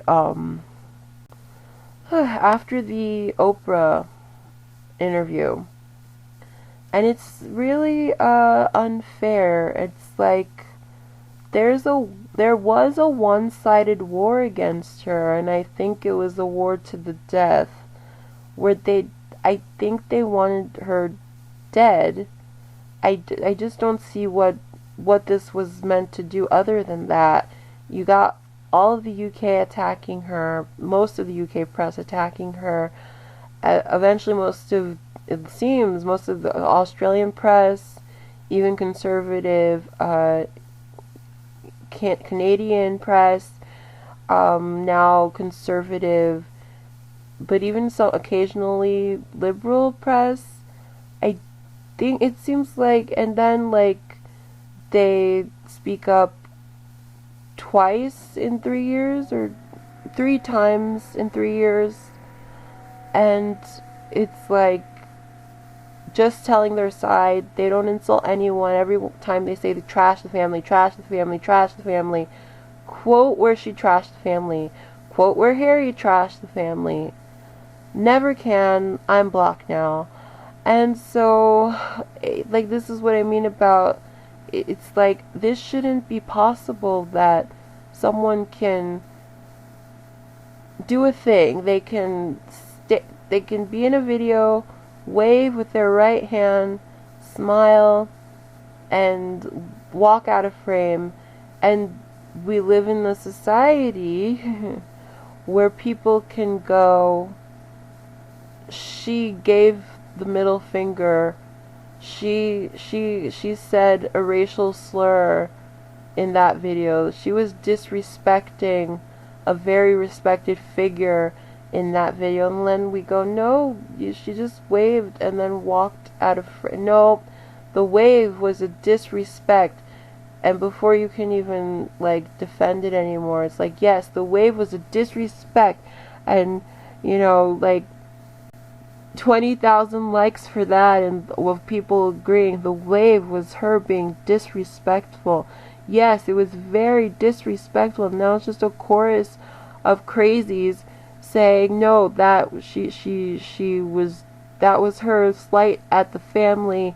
And I'm using a metaphor but mixing it with, or it's like not even a metaphor, it's like it's just a made up situation of me. Like, my point here is trying to highlight how we live in a world where a person can do a thing, and then by the hundreds and the thousands even, people can lie and say that she didn't do this thing, she did this other thing, and they, like, the hundreds all agree with each other, even though we have clear video footage that she did not do the thing you're saying. She just waved and walked away, whatever the thing is.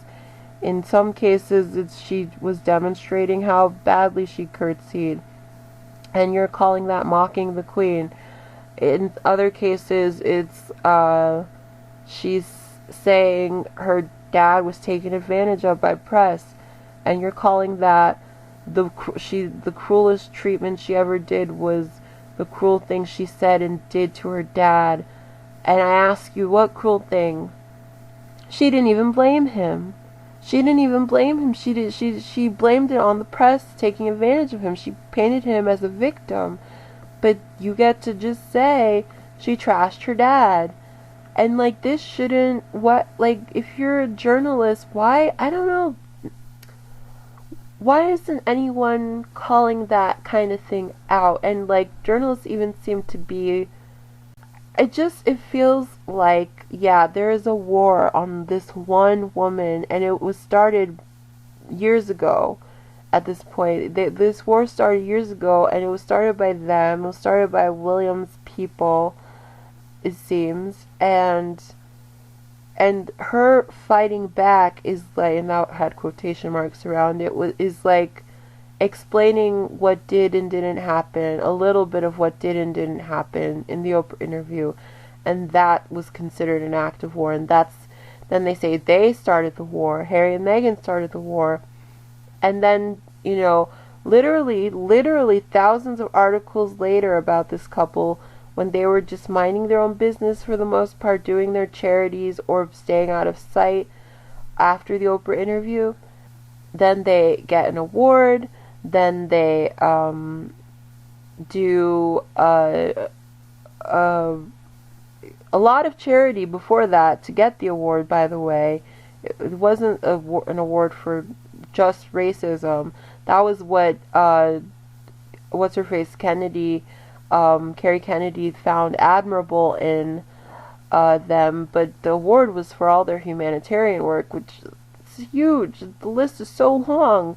They've been doing so much. Of course, no one's following that unless you're like a Sussex fan, though, so like the mainstream people don't know about that. And definitely the news, even American news, I see now the pattern. They're not going to report about that. They're going to report about the scandalous stuff, and there's going to be more liberal leaning publications who attack Meghan. This is the war part. They're trying to crush this woman, and she said, all you did to bury me, you didn't know I was a seed. That was her final thing in the last episode of her Archetypes podcast, and they're still trying, though. They haven't stopped. This is like monarchy versus basically one woman, because Harry, it's really not about Harry. It's really not. It's like a whole British monarchy using all the royal rota, all of the UK press, most of the seems Australian press, a lot of the at least right-wing Canadian press, now right-wing American press, now some of the left-leaning press. In this very unnatural way, the things they're saying are not like what a neutral observer would say or think, and it's all for one person. And what's her crime again, pray tell?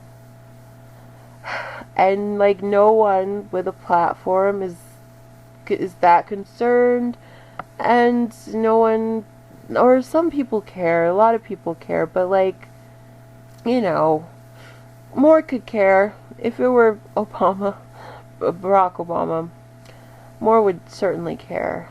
But the empathy, there's an empathy deficit with women already. Pretty women, that's like a strike against you. You get even less empathy. Women of color to women who are of no color. There's, for a lot of them, even some liberal ones, there's a strike, get less empathy if you're experiencing Meghan as a fully white woman. And then, unfortunately, if you're a black woman, her other half, you're a lot of black, although it seems like most of her supporters, defenders, it's like overwhelmingly black women, though plenty of them are white. But it seems like the strongest, the most reliable, it's black women. So I don't mean to like ever be sounding like I'm not, or I'm diminishing the like support of black women. That is like where most of it seems to be coming from. But also there are a lot of black women who are like, she's too light, and too like, some even seem to have a view where she's like, she's just experiencing normal racism, and she should have known that she was going to experience this, but it's her fault for not knowing, and it's her fault that she's like, her wanting to end herself is like is like a white woman response. Like, it's not even to them because they're not following it very closely. So it's like, oh, what, a few mean comments, not a big deal, girl. Like, you're being sensitive. There's a little bit of that in some of the interpretation because they just have no idea the magnitude of it. And they don't, most people, because it was not widely reported like that, even that's suspicious to me. Why haven't more Americans pointed out how, like, their children have been threatened? Like, people have been arrested for threatening their children. That seems like a big deal. It's so weird to me. It's so suspicious that the Shade Room doesn't they report on everything, every little dumb thing happening, like the little dumb Twitter trends, and like they didn't report about Jeremy Clarkson at all, though. I don't know, that's so odd to me because that was like news. That was noteworthy. You know, big people even responded to that they could have reported it through that, like, but there isn't that support. And it seems like there's deliberately not that support, and she shouldn't have to be, but I hope Meghan is so strong and so protected. Like, if you have to, like, be completely dumb to it, and I don't know, I don't love Harry absorbing all of this, but you have to also be vigilant. You kind of have to know what the threats are, what the people are saying, and seeing how it's radicalizing people, or if it has the potential to, if there's a lawsuit there, if it's something very outlandish, you know, that you can just, that's a straightforward thing you could sue for. So someone has to be, like, abreast of all of this. It seems to be Harry. He's even, like, covering her eyes. That's later, but he's covering her eyes for the, like, things that flash on the screen during the Oprah interview, I think. That would be upsetting for Meghan because they're about Meghan, which it's like tear-inducingly sweet, and I hate it. It's sweet that he's that protective, but I hate that they have to live this way. And I know they have a lot of luxury, but it's like, this is a lot of attack, and it's like a dangerous level, very dangerous level of attack, because people can be radicalized. Like, there is no secret service for a royal, but the hate for these two royals, especially the black one, the black woman one, it's very, very strong. It's as strong, I think, and maybe even stronger than what, like, the Obamas were getting in their day. So yeah, it's sad that she shared that, and they just went, I mean, it was very expected. There was a clear pattern that was always going to happen now. But she shared, like, in the way she shared it, the reason she shared it, she didn't think it was going to even stay in. But she was asked, and you could tell how caught off guard she was. But they'll see that, and they're evil. Like, they're like literally evil. This is not like a normal reaction. They watch that, and they either go, she's acting, or they go, I don't care. And it's more the latter one, because or actually there's a third where it's like good. Like, they know what they're doing. They know they're hurting her. They know she's miserable because of them. And they love that. They got that confirmation that she was not happy and she was being made miserable because of their attacks. That's, like, awesome. Like, this is their silver lining. We have to call a brown woman Duchess, but at least she's miserable and considering killing herself. At least there's that. But yeah, so it was just a very human, you could just, the pain all over her face, it was so visible, and she was like, yeah, clearly caught off guard, and they just won't grant her anything. And I wasn't on Twitter, so I didn't know, like, it spawned the "We love you, Meghan" hashtag. I didn't know that was a thing. I would have found the Sussex Squad sooner, but I wasn't on Twitter like that. back then. And so, yeah, it was just, it really hurt to see that. It was very painful to see that.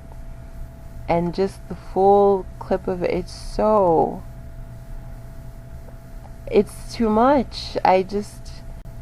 It's good that she has the balance of love from her husband, love from her children, from her friends, who like cocoon her, because that's what you need when you're dealing with hate this big, because it's huge. This is like, I think it's unprecedented. It's an unprecedented level of hatred being directed at her. And before Meghan, it was like already I was disturbed by this pattern of how intensely people hate women in particular. And there's this desire to see blood, to see humiliation, and there's always a perversity to it. And just when I thought, does that really apply to Meghan? Enter Jeremy Clarkson to throw on nudity. And like, you want to know the male mind, because that scene with Cersei, it's a horrifying scene. You're not supposed to like it. That scene of a woman being tortured and violated and harassed sexually and in every other way, it's definitely on porn sites. Like, that's your insight into the male mind. It's porn to them, 100%. There's a naked woman in it, so of course, naked woman equals porn. It's, and they're like, I don't know. It's like they're more and more males. They're becoming unhinged.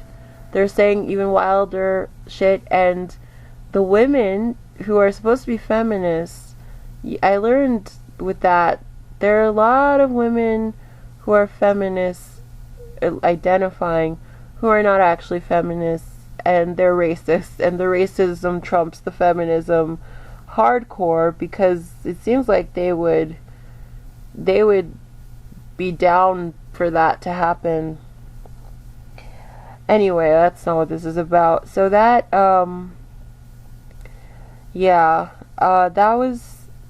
that was painful. That was very sad. And it was very real. Man, her face and her her face read as I felt on the inside all that time. It was just awful to see that. And the way they try to use that against her, like, and of course, the pattern is dishonesty, just shaming her for feeling that way, for having a moment of sharing some sad feelings. And it's like these racists they'll say stuff like, you're in a place where there are these impoverished real black people, and you're feeling sorry for yourself, and they're just attacking her. That's what I remember too. After was a lot of attack. They attacked her harsh and heavy, as had been their pattern up until that point. And after that point, they just did their thing, and they attacked her. They know how to spin every positive human moment or painful human moment into a reason to attack her. And she was so like, it wasn't woe is me, it was just like a real, like, she's a new mom. Any normal person would be like, oh, she's struggling. And like, Kate has even said that. I mean, she said it with a smile. She said, any mom who says it's easy is lying. She had an interview where she said something like that. And Meghan said that, but she said it looking sad, because she was, in addition to new mom struggles, she's dealing with this whole like new country, well, not that new, but still kind of new country, with its like press attacking her. And in this, it's scary. And like, we saw like they were getting threats constantly, and they had to devote like what was it, new forces to just dealing with the increase in threats. and and like, so she's aware of that. I'm assuming she would have to be aware of stuff like that. And there's just, from that sector, no empathy. And people saw this, like Americans saw this, normal British people saw this, who watched the docuseries, and still the insults and the insulting jokes. I don't know, this is like the Trump test to me. This is the Trump Rorschach test. If you see Trump and you see a guy who's not that bad, you're a racist and an idiot. And I feel the same about Meghan now. It's like, if you watch the doc and you just have no empathy, you're a racist and quite evil. Like, full stop. That's what that indicates. Because this doesn't make sense. This attacking her constantly, this attacking her at all. What for? What's your reason? Why are you including her? Well, that's not what this is about. I'm not going to talk about Joanna, what's her face. It's like, it's very transparent, and like they try to do, covert racists try to be racists, openly racist, but in like covert ways. Like they try to express their racism, but in like dog whistly ways. Because that's how they have to operate in current year, where it's not okay to be openly racist. So I'm not doing that anymore. I'm not pretending, if like, just because you didn't say the N-word, or you didn't say the literal words, like these dumb liars will say like, oh well, they didn't say they're racist, how do we really know? Like, you can only literally say I am a racist and then we know. No, there are signs. When you're racist, there are tells. There are very clear tells, and you are exhibiting ginormous ones. Like, it's so impossible to miss. You are so clearly motivated by racial prejudice and animus, because what? You're this angry. Why? I say this one very clear, thought out point about, like, just the other day, I say, like, someone said she sure had a lot of footage, or they were like criticizing the footage in the video, and I said, I have like a ton of footage in my phone. That's all I said. I didn't insult this person, and then they blocked me. And it's like I mean, more like, I said something more like, there's a ton of like family footage in my phone. Like, that's very normal. I said something like that, and they blocked me. Like, is that what an honest person does? That's what someone who feels they're definitely in the right for that criticism? I think it's a bunch of racists, and this is how racists do racism now. That's what I think. That's what I know, and I think it's stupid if you're pretending otherwise.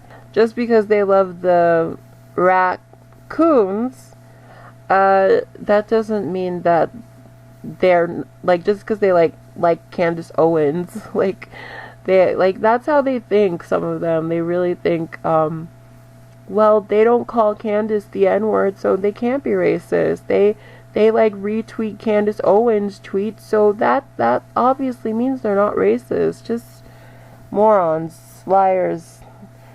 So yeah, that was like the big turning point for them, was that South Africa trip, the backlash. Because, yeah, the people, like, there was a big online reaction of support that I missed. I only saw the people's backlash. I didn't even see the people's support during that time. I mean, there was always some support in this under the Sussex page, but it was filled also with hate, and that because it was either half and half, or it was a little more than half hate was represented in their comment section. And in like other spaces, it was overwhelmingly hate, like Gary Janetti's page, and then obviously hate accounts, and then under certain like Instagram like pages for news outlets, again like E-News or People, they would post about them, and it would be a lot of hate in those comments too. And then on YouTube, I learned around that time, I want to say, about the whole YouTube section of Meghan hate videos. that was like, ugh. But, so apparently though there was a lot of support, like that hashtag, and that's like Harry saw that. I guess he's on Twitter mostly for his when he checks stuff like this, and but what he found wasn't like the love of what he saw from the people on social media. It didn't match the press's reaction, which was very critical and insulting of Meghan. And then his family also wasn't supportive. They, I guess, were upset that she let that much negative emotion even show, because you're supposed to just smile through it, which Meghan overwhelmingly had done. And, you know, famously, and Harry even says this, sort of, like, I mean, his mom was, like, crying at events, and, but yeah, I mean, you can only take so much, like, the human mind, I guess, in this scenario, it's the mind, can only take so much battering, like, humans are not meant to endure, like, a country's worth of attacks, of mental attacks, like this, you're gonna kill yourself.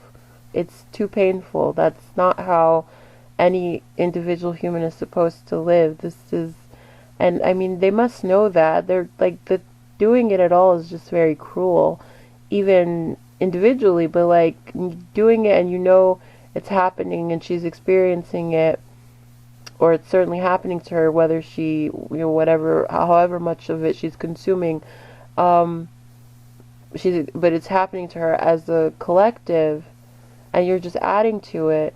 Again, it seems like they were definitely hoping for her to kill herself. If I can just be very blunt, I've already said that, I think. Yeah, it's like, but like, as long as they don't literally say the words "kill yourself," then people go, "That's not what they want." It's like, you can just be so cruel, but if you don't explicitly state your plan or your thought, like if you don't call someone racial slurs, if you don't say "I want you to be dead," then all the stuff you do, that is what someone would do if they're a racist, if they want you to be dead. That gets just ignored by dishonest people, by fellow racists and misogynists, and evil people, other types of evil people. It'll get called just free speech, just a guy telling the truth, or some bullshit thing like that. So that's when Harry and Meghan started to have those serious conversations about what they're gonna do, how they're gonna live. Are they gonna continue to live there? And so on. And that was the end of part 4.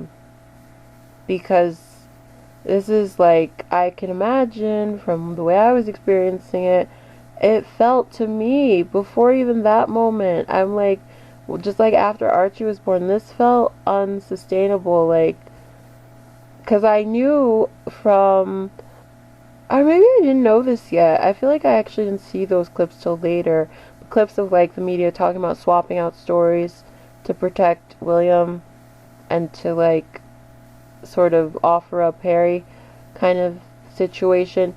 But I just kind of suspected that, you know, this was going to bleed on to Archie as they all got older.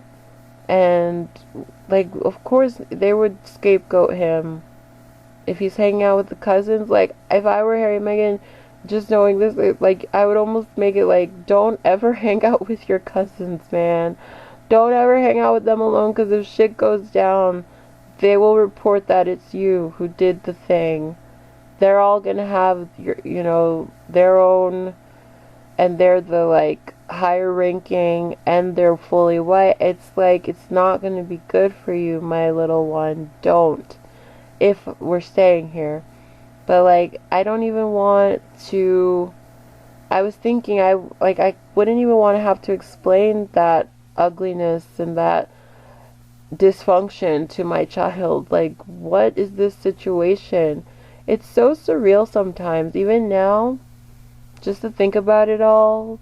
Harry and Meghan's position, their imposition, it's like what Harry or what Meghan married into, it's like yikes and a half, but also she got a good man, so it's like the ultimate reward, I guess, has the ultimate cost. It's a big cost. Um, and he got a woman who got him. I don't know that he always wanted to leave. I know people say that, but I think leaving was on his mind. So I guess in a sense he always wanted to leave, but there was just nothing. Like, that's a big deal to leave. Like, to leave something like that, it's again, it's like a cult. It's like a mafia family. And like a mafia family, they're gonna torture you until someone stops them, or you know. So that's like, Harry knew, like, that's a big deal to leave. Meghan must have known that's a big deal to leave. And who knows how it would end up. And thank goodness that a thing like Netflix exists. But I guess there were things before Netflix.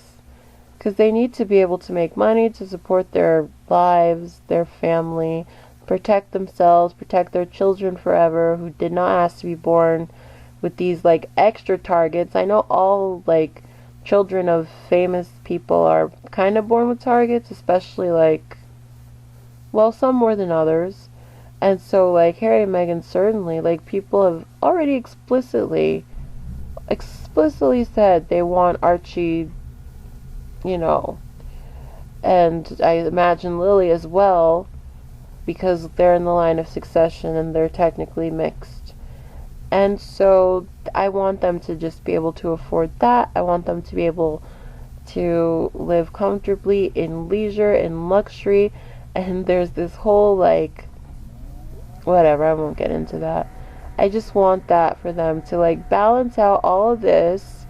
Yeah, that kind of like, if Meghan has to deal with this bullshit, this hate mob of insane people with pitchforks, metaphorical and maybe literal, these people are insane.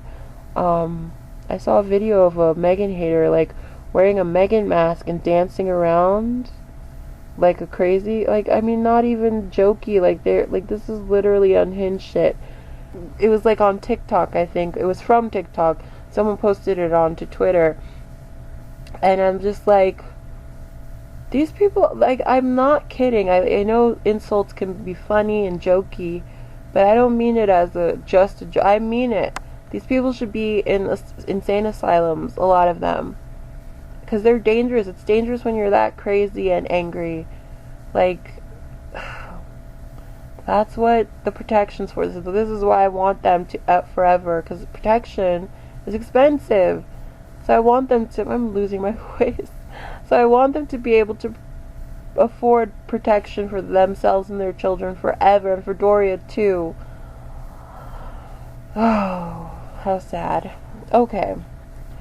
So that... This is 5 hours. This is 5.5 hours. Actually, it'll be closer to 6 because I had to cut the first part off. So, yeah. Thank you for listening. OMG.